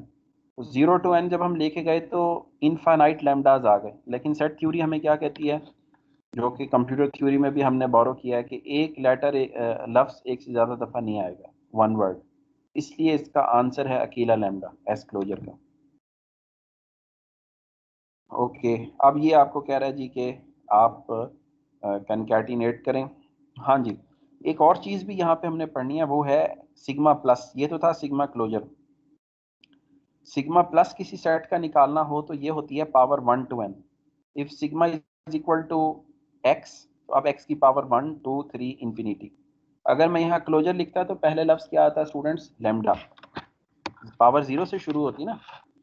सिग्मा प्लस का मतलब है पॉजिटिव पावर, और क्लोजर का मतलब है 0 to n पावर। ये आपने जहन में रखना है, या आप लिखना चाहें लिख भी सकते हैं। Kleene star closure means expanding from 0 to n, whereas sigma plus means expanding from 1 to n। if sigma is equal to x तो फिर आपकी 1 से लेके n तक जाएगा। अच्छा, अब एक और सिचुएशन भी तो हो सकती है, मैं आपसे ये शेयर करता हूँ नोट पैड और आपको लिख के बताता हूँ इसमें। ऐसा भी तो हो सकता है कि कोई सेट हो जिसके अंदर आपके पास लैम्डा और एक्स दिया हुआ हो, इसका आपको कहा जाए ए प्लस निकालें। अब मुझे बताएं इसका ए प्लस किसके बराबर होगा, एनी स्टूडेंट?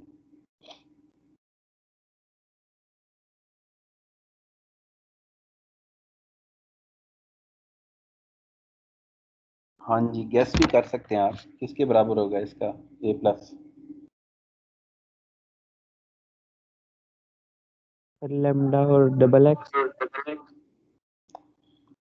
अब ये देखें, 1 से 9 जा रहा है ना, प्लस का मतलब क्या है कि हमने पावर 1 लेनी है। 1 to लैम्डा n की जितनी जितनी भी पावर लो, क्या आएगा? लैम्डा खुद। लैम्डा। पावर 1 ली तो एक्स आ गया, ठीक है।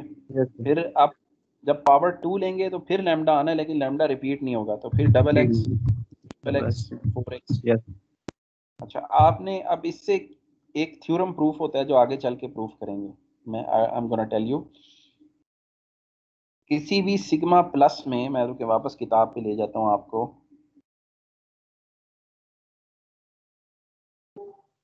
किसी भी सिग्मा प्लस में लैम्डा नहीं होगा सिवाय इसके कि लैंग्वेज में पहले से लैम्डा था। अगर ये मैं x के साथ, यहाँ देखो x के साथ लैम्डा लिख दूं ना कॉमा लगा के, फिर तो सिग्मा प्लस में लैम्डा आएगा, वरना कोई सूरत नहीं है कि सिग्मा प्लस में लैम्डा आए, क्योंकि पावर इसकी 1 से लेके n तक रिवॉल्व करेगी। या आपने जहन में रखना है, इसको हम आगे चल के प्रूफ भी करेंगे। ठीक है, अब इसने देखें ये 3 वर्ड्स दे दिए और उसका प्लस लिया है। अब देखें इसमें क्या होगा, W1 की पावर 1 लेंगे आप, फिर W2 की पावर 1 लेंगे, W2 आ गया, 3 की पावर 1 लेंगे, ये आ गया। अब दो दो की concatenation, W1 W1 W1 W2 W1 W3, फिर W2 W1 W2 W2 W2 W3, और इस तरह से इसने सारा एक्सपांड किया। फिर 3 की पावर आप देख सकते हैं 3 की, एंड सो ऑन। अच्छा, अब एक और लैंग्वेज है जी, अगर इसने आगे ही केस दे दिया W1 बराबर हो डबल ए के, W2 बराबर हो ट्रिपल बी के, सब्स्टिट्यूशन ये यहाँ पे कर रहा है, और W3 बराबर हो लैम्डा के। अब अगर एस में देखें ये चीजें डालो, तो अब पहला लफ्ज इसमें लैम्डा होगा प्लस में भी। क्यों? क्योंकि W3 लैम्डा हो गया, लैम्डा की पावर 1 लेंगे तो वो लैम्डा आ जाएगा। तो ये वो थ्योरम है, आपने जहन में रखना है कि सिग्मा प्लस में लैम्डा सिर्फ उस सूरत में होगा अगर वो लैंग्वेज में पहले से मौजूद था, वरना लैम्डा नहीं आएगा। इसका थ्योरम का प्रूफ हम चैप्टर 3 में चल के आगे करेंगे। अब इसने एक इंटरेस्टिंग सा नीचे सवाल दिया है जो आपने थोड़ा सा सोचना है। What happens if we apply the closure operator twice? We start with a set of words S and look at S closure का closure और S double closure एक ही चीज़ है या दो अलग चीज़ें हैं, ये आपने सोचना है। इसका ताल्लुक थ्योरी ऑफ इन्फिनिटी एंड फिनिटिज्म से है, समझ आपको मंडे को ही आएगा, लेकिन थोड़ा सा सोच लीजिएगा।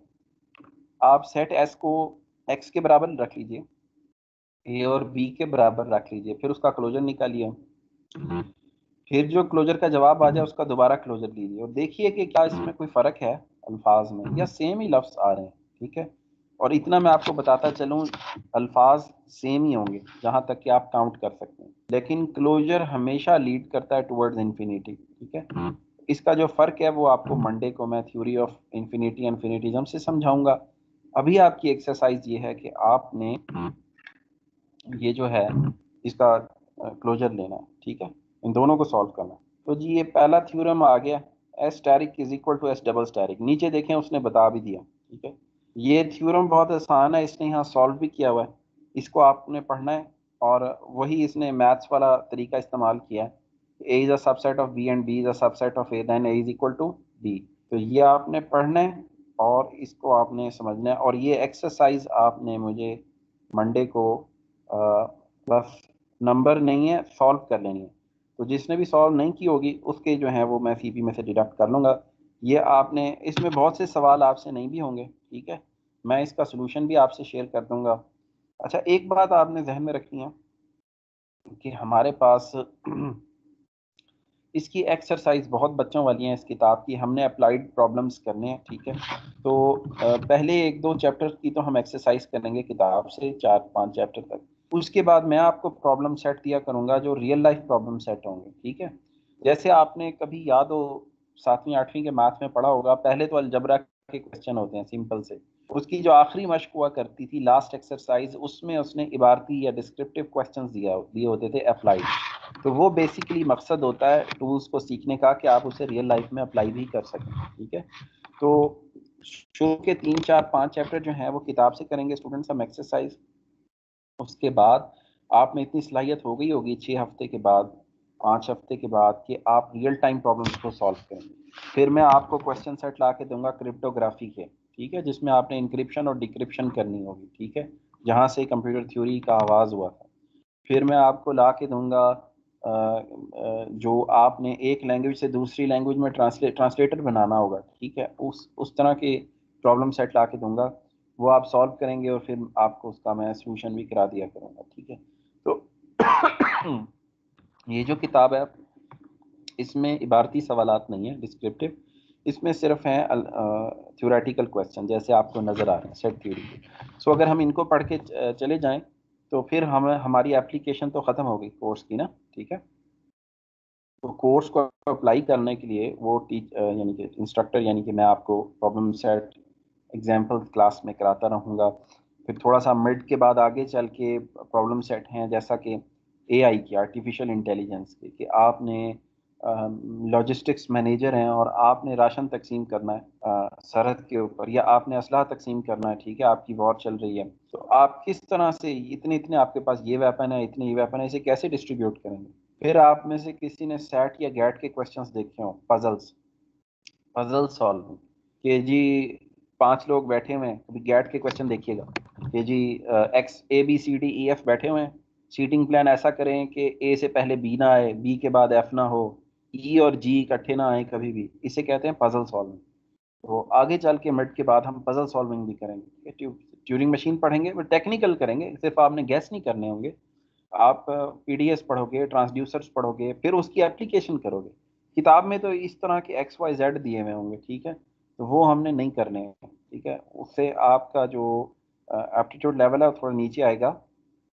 रियल टाइम प्रॉब्लम आप सॉल्व करेंगे, और यही आपने सेमेस्टर प्रोजेक्ट में करना होगा। ये देखो वीकली प्लान में आपको दिखाता हूँ,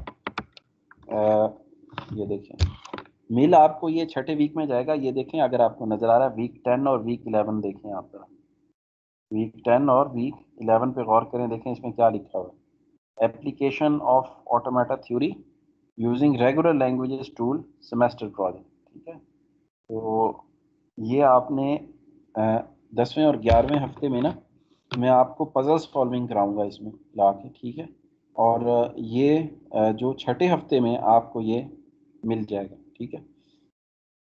तो ताकि जब ये आप कोर्स ख़त्म करें तो आपके अंदर real time problem computer theory से सॉल्व करने की सलाहियत ऑटोमेशन की हद तक ज़रूर मौजूद हो। जहाँ तक कंप्यूटेशन और कॉम्प्लेक्सिटी थ्योरी का ताल्लुक है, ये देखें, इसमें हम सिर्फ यही टूल्स ही पढ़ेंगे, ठीक है। इसमें अप्लाइड क्वेश्चन नहीं करेंगे, कंप्यूटेबिलिटी और कॉम्प्लेक्सिटी थ्योरी के अप्लाइड क्वेश्चन नहीं करेंगे, ऑटोमेटा थ्योरी के अप्लाइड क्वेश्चन करेंगे हम। यही तो हमारा कोर्स है, ठीक है ना।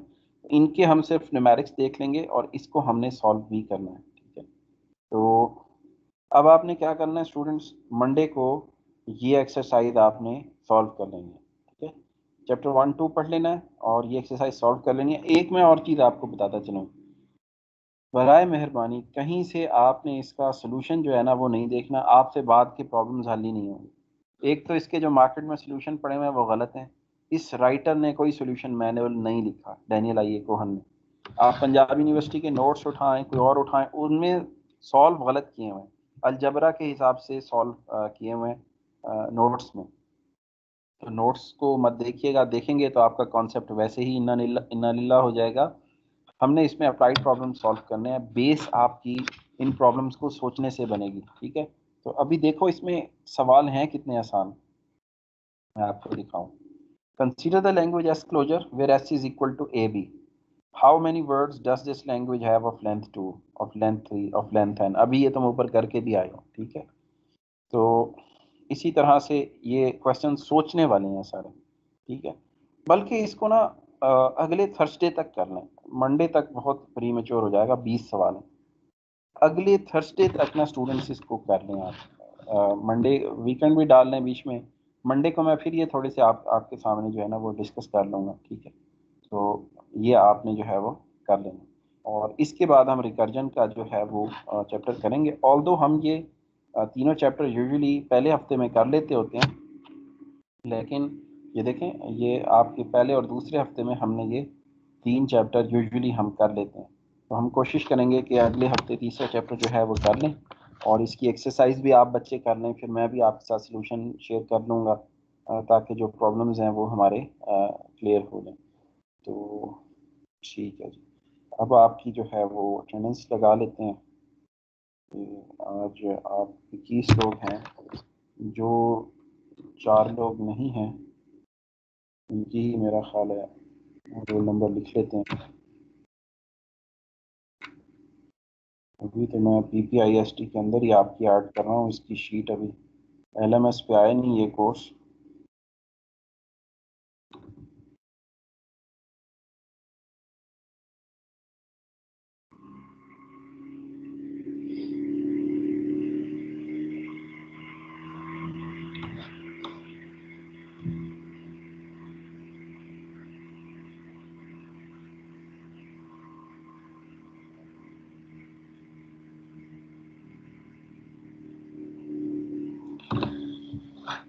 ओके जी। जरका तो शायद नहीं है, और उसके बाद दानियाल 401 एब्सेंट है, प्रेजेंट है।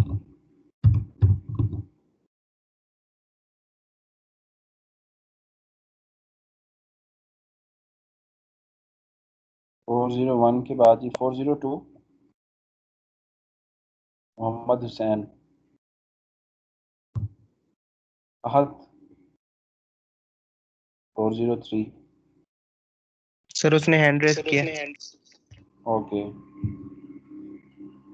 मैं इसको स्मॉल कर लेता हूँ ताकि मुझे वो हैंड रेज वाला सिलसिला भी नज़र आता रहे। ठीक है।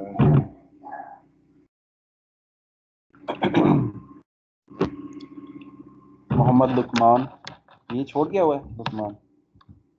Syed Siraj, present sir.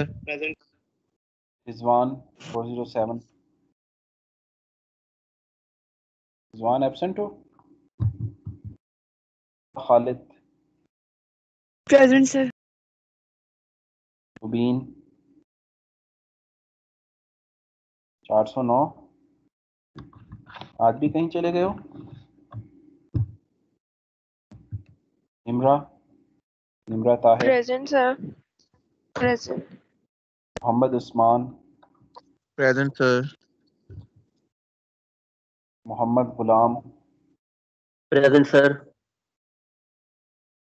Mohammad Zain, present sir. Zainab, Present, sir. Isba, Tayyab. Present, sir. Isba, Yes, sir. Present. Okay. Tayyab, hand raise किया उसने। ओके। तैयब अपने यार माइक का मसला हल करो मंडे को ना।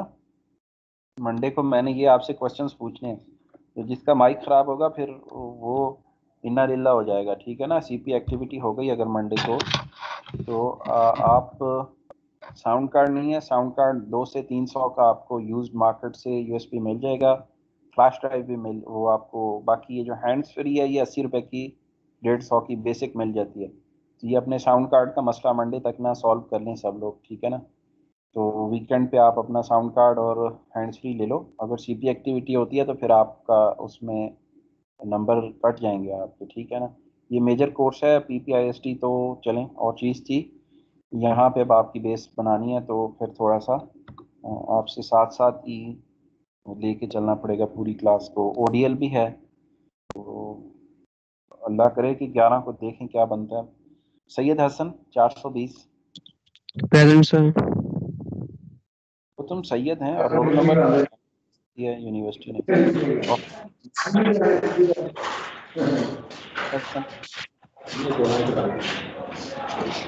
Present sir. 421 प्रेजेंट। ओके, चलो अपना माइक भी म्यूट कर लो। 421 हमारी में कुछ हो रहा है। ओके जी। Mohammad Ehsan Munir 422। Present sir. Present. Warda, Present, sir. Ghafoor, Present, sir. खुशबू,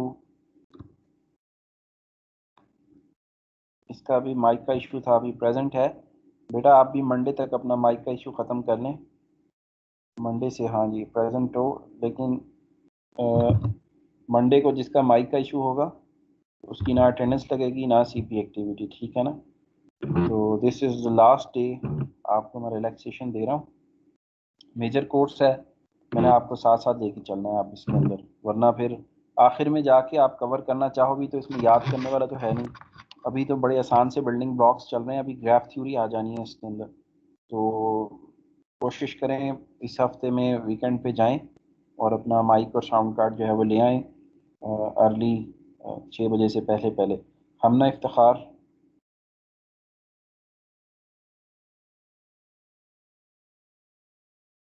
826। शिजा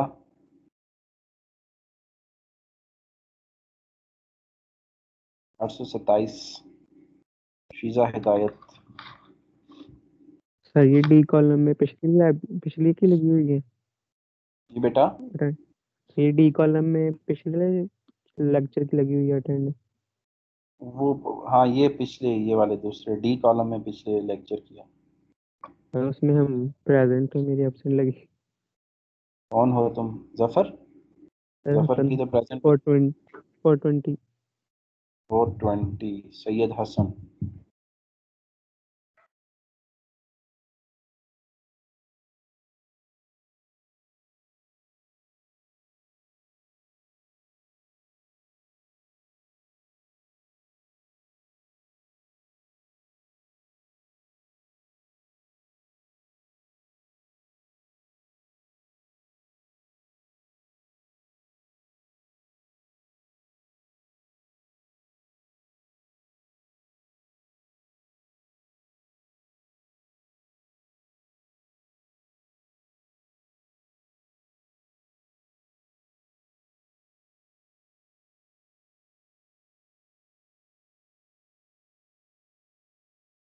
ओके जी, लाइट ऑफ हो गई थी तो अभी मेरी अटेंडेंस लगा दें, मैंने क्लास ली है, नेट इशू था।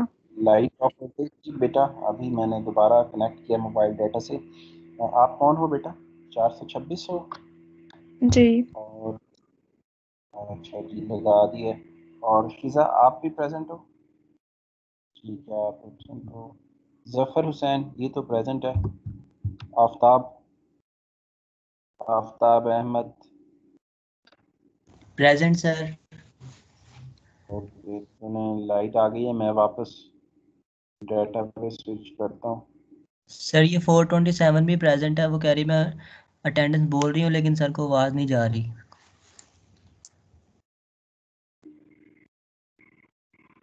ठीक है जी। अच्छा, अब सैयद का इशू था, सैयद हसन मुस्तफ़ा।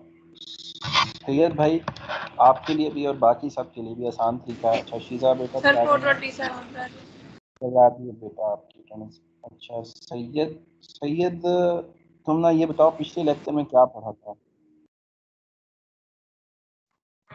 सर आपने इसका सब्जेक्ट का इंट्रोडक्शन दिया था और वो पॉलिसी बताई थी, ग्रेडिंग पॉलिसी, अटेंडेंस पॉलिसी बताई थी कि 75 होनी चाहिए।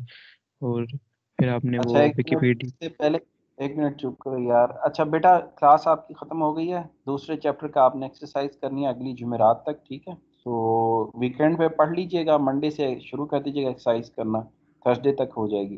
पहली अनाउंसमेंट, क्लास एंड है, जो लीव करना चाहे लीव कर सकता है। जिनकी पिछले लेक्चर में एब्सेंट है वो बच्चे रुक सर जाएं। बुक आपने मुझे शेयर पता कर दी लगे हुई है फेसबुक पे। वो सारा सारा कुछ शेयर कर दिया, लिंक दिया जी ड्राइव का, वहाँ से डाउनलोड करो। उसमें बुक और कोर्स पेन है, स्लाइड्स मिड के बाद इस्तेमाल होंगी, मिड तक किताब से पढ़ना है, ठीक है? वो तो जो लिंक है कोर्स वो प्लान फेसबुक पे अपलोड है। फेसबुक पे अपलोड है लेकिन है जी ड्राइव का वो, ठीक है ना? तो वहाँ से डाउनलोड कर लें, बुक भी मिल जाएगी, वीकली प्लान भी और CLO वगैरह सारा कुछ मिल जाएगा आपको। तो जिन बच्चों ने पिछली हफ्ते की प्रेजेंट करानी है वो रुक जाएं और वो मुझे वाइवा देते जाएं और प्रेजेंट कराते जाएं। स्टार्ट करते हैं जी सैयद हसन मुस्तफ़ा से। तो सैयद हसन बेटा, आप सोचो कि आप टीचर हो और मुझे समझाओ कि मैंने 5 मिनट में मुझे खुलासा दो पिछले लेक्चर का, एज अ टीचर कि तुमने क्या पढ़ा था। Excuse me sir. जी जी। सर बाकी बच्चे लीव कर सकते हैं? जी हाँ, मैंने अनाउंस किया कि बाकी जिनकी अटेंडेंस का इशू नहीं है तो लेक्चर ख़त्म हो गया है। जिन्होंने पिछली एब्सेंट को प्रेजेंट कराना है वो रुक जाएं और बाकी लोग जा सकते हैं। जी सैयद बेटा, अब आप मुझे ना ब्रीफली एक्सप्लेन एक्सप्लेन करें कि एज अ टीचर आपने पिछले मंडे वाली क्लास में क्या पढ़ा था। Yes sir. सर सबसे पहले बच्चों को थ्योरी ऑफ ऑटोमेटा का मतलब इंट्रोडक्शन बताया था कि ये सब्जेक्ट है किस बारे में। इसमें हम प्रॉब्लम्स करते हैं, जो न्यूमेरिकल प्रॉब्लम्स होती है कंप्यूटर से रिलेटेड, सिर्फ हम वो थ्योरेटिकल नहीं करते। फिर आपने अपनी सब्जेक्ट की ग्रेडिंग पॉलिसी बताई थी कि मैं 30% मिड, 40% फाइनल, 20% क्विज और बाकी CP एक्टिविटी, जिसमें मुख्तलिफ आप टास्क दे सकते हैं। फिर सर आपने अटेंडेंस पॉलिसी बताई थी कि 75% ज़रूर होनी चाहिए, नहीं तो आपका WF ग्रेड लग जाएगा। और फिर सर आपने विकी का पेज शेयर किया था एलन ट्यूरिंग के बारे में कि आप वो पढ़ सकते हैं। मतलब इसकी हिस्ट्री के लिए। फिर आपने द इमिटेशन गेम मूवी का लिंक दिया था कि इस मूवी में एलन ट्यूरिंग की हिस्ट्री बताई, एनिग्मा मशीन का जो उसने रिकॉर्ड किया था क्रिस्टोफर देखिए बनार्ड। आपने वो वीडियो? यस सर, ये मैंने मूवी पहले ही देखी हुई है। ठीक है, तो तुम्हें सिग्निफिकेंस पता चल गई है फिर इसकी, है इब्तदा भी। बाकी कहानी तुमने आज सुन ली है, तुम्हारी प्रेजेंट हो गई है, ठीक है। और किसने प्रेजेंट करानी है? 420 तुम लीव कर जाओ, नोबडी एल्स। चलिए मैं इसे सेव कर लेता हूँ, ऊपर डेट डाल देते हैं। क्या डेट है जी आज? वो आज तो अप्रैल फूल है मैम। Excuse me sir. जी बेटा। सर 425 की आज की प्रेजेंट लगा दी है आपने? जी बेटा, आपकी लगा दी है प्रेजेंट। ठीक है तो सर। ठीक है, गुड। सर आपने स्टार्ट में कहा था कि ना अपना जो रेलिवेंट आपका कोर्स है उसे हार्ड फॉर्म में कर लीजिएगा। सर कुछ बता दें कि वो कितना बनता है हमारा रेलिवेंट, ताकि उसे हार्ड फॉर्म में कर लें। पूरी बुक तो नहीं ना 7-8 हार्ड। तकरीबन समझो 6-7-8 चैप्टर छोड़ इस बुक में नहीं करोगे तुम, बाकी सारी किताब ही करनी होगी। प्रिंट करने में शायद महंगी पड़े, अनटिल अनलेस आपके पास घर में लेजर प्रिंटर है, वो सस्ता पड़ेगा आपको। बाजार से प्रिंट कराना है तो महंगा ही पड़ेगा ये। घर में है तो फिर तो आप जाहिर है 500 की अगर आप बुक लेते हैं तो 500 की बुक लेते हैं तो आपको शायद प्रिंट जो है वो सस्ते पड़े। तो ये वो कौन आपको से चैप्टर, सर चैप्टर्स मार्क कर देना ताकि पता चल जाए, उनके अलावा फिर बाकी पर प्रिंट नहीं लिखे हुए करवाना। हैं चैप्टर, आप ये देखें, मैं आपको दिखाता हूँ अभी। ये मैंने अपलोड कर दिया है आपका कोर्स प्लान, उसके अंदर चैप्टर्स लिखे हुए हैं।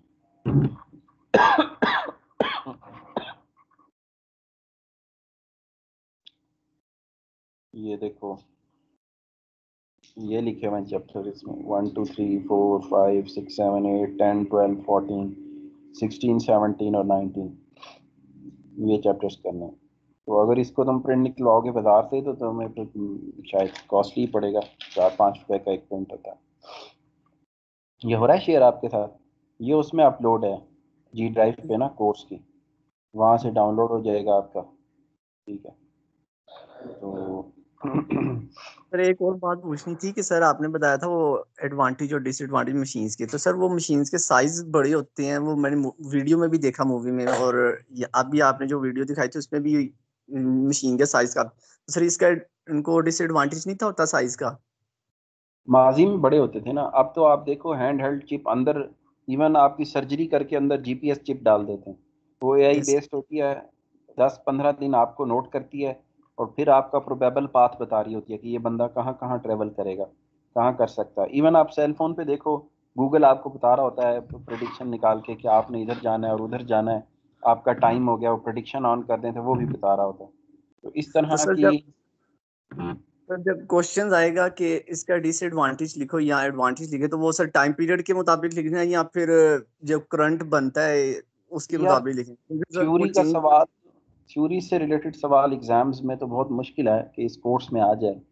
क्लास में सीपी एक्टिविटी के अंदर मैं आपसे ऐसे वाइवा में पूछ सकता हूँ, ठीक है।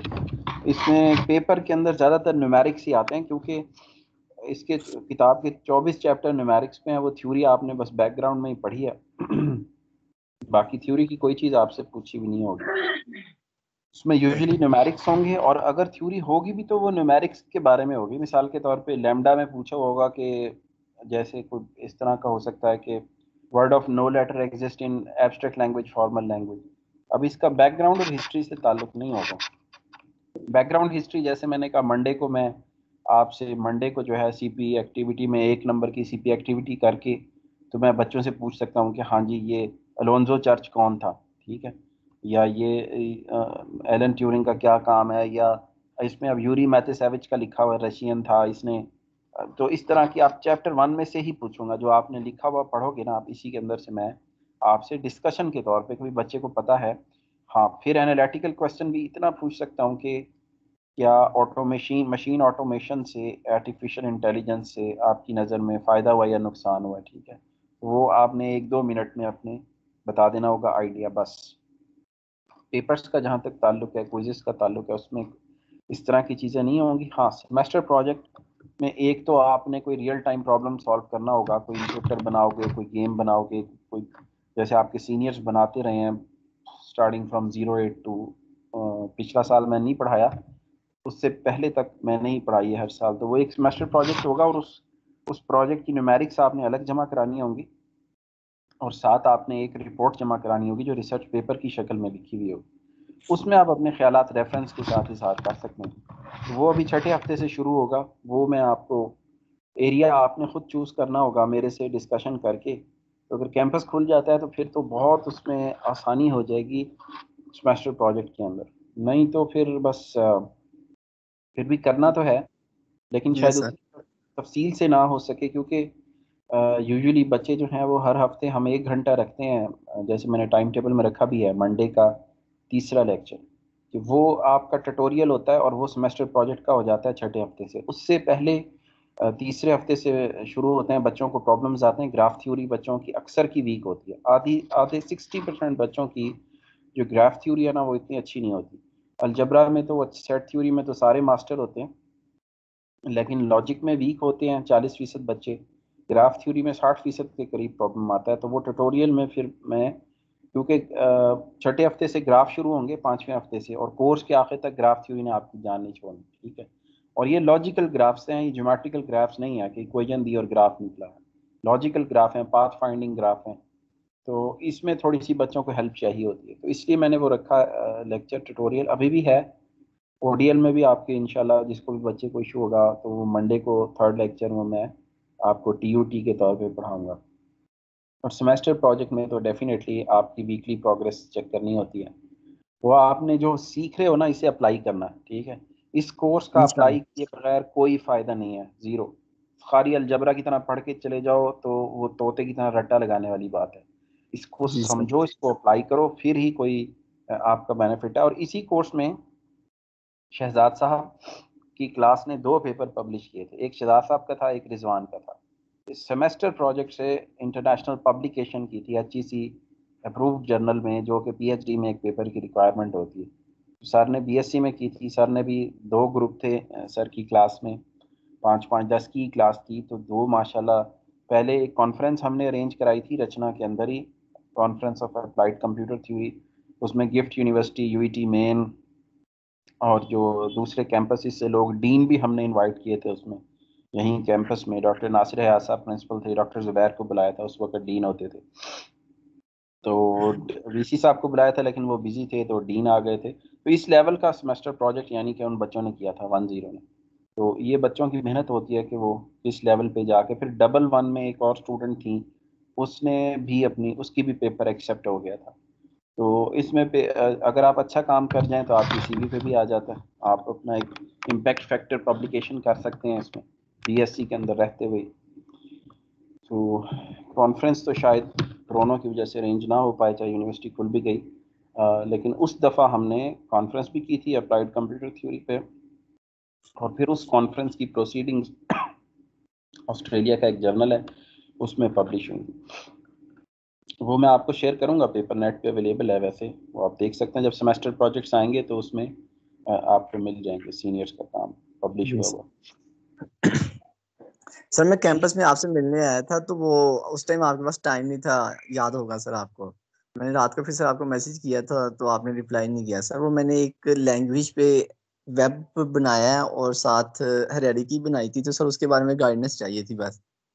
कब कब मिलने आए थे? मेरा ख्याल है उस टाइम साइकोमोटर चल रहा होगा, पिछले हफ्ते आए होगे। पिछले हफ्ते नहीं सर, ड्यूरिंग कैंपस में थे जब हमारे एग्जाम्स हो रहे थे, तो आपने कहा था मैं आपके बिजी हूँ तो एग्जाम थे और उनके साइकोमोटर चल रहे थे आपके सीनियर्स के, उस जी जी टाइम तो सर। नहीं था। क्या बनाया तुमने?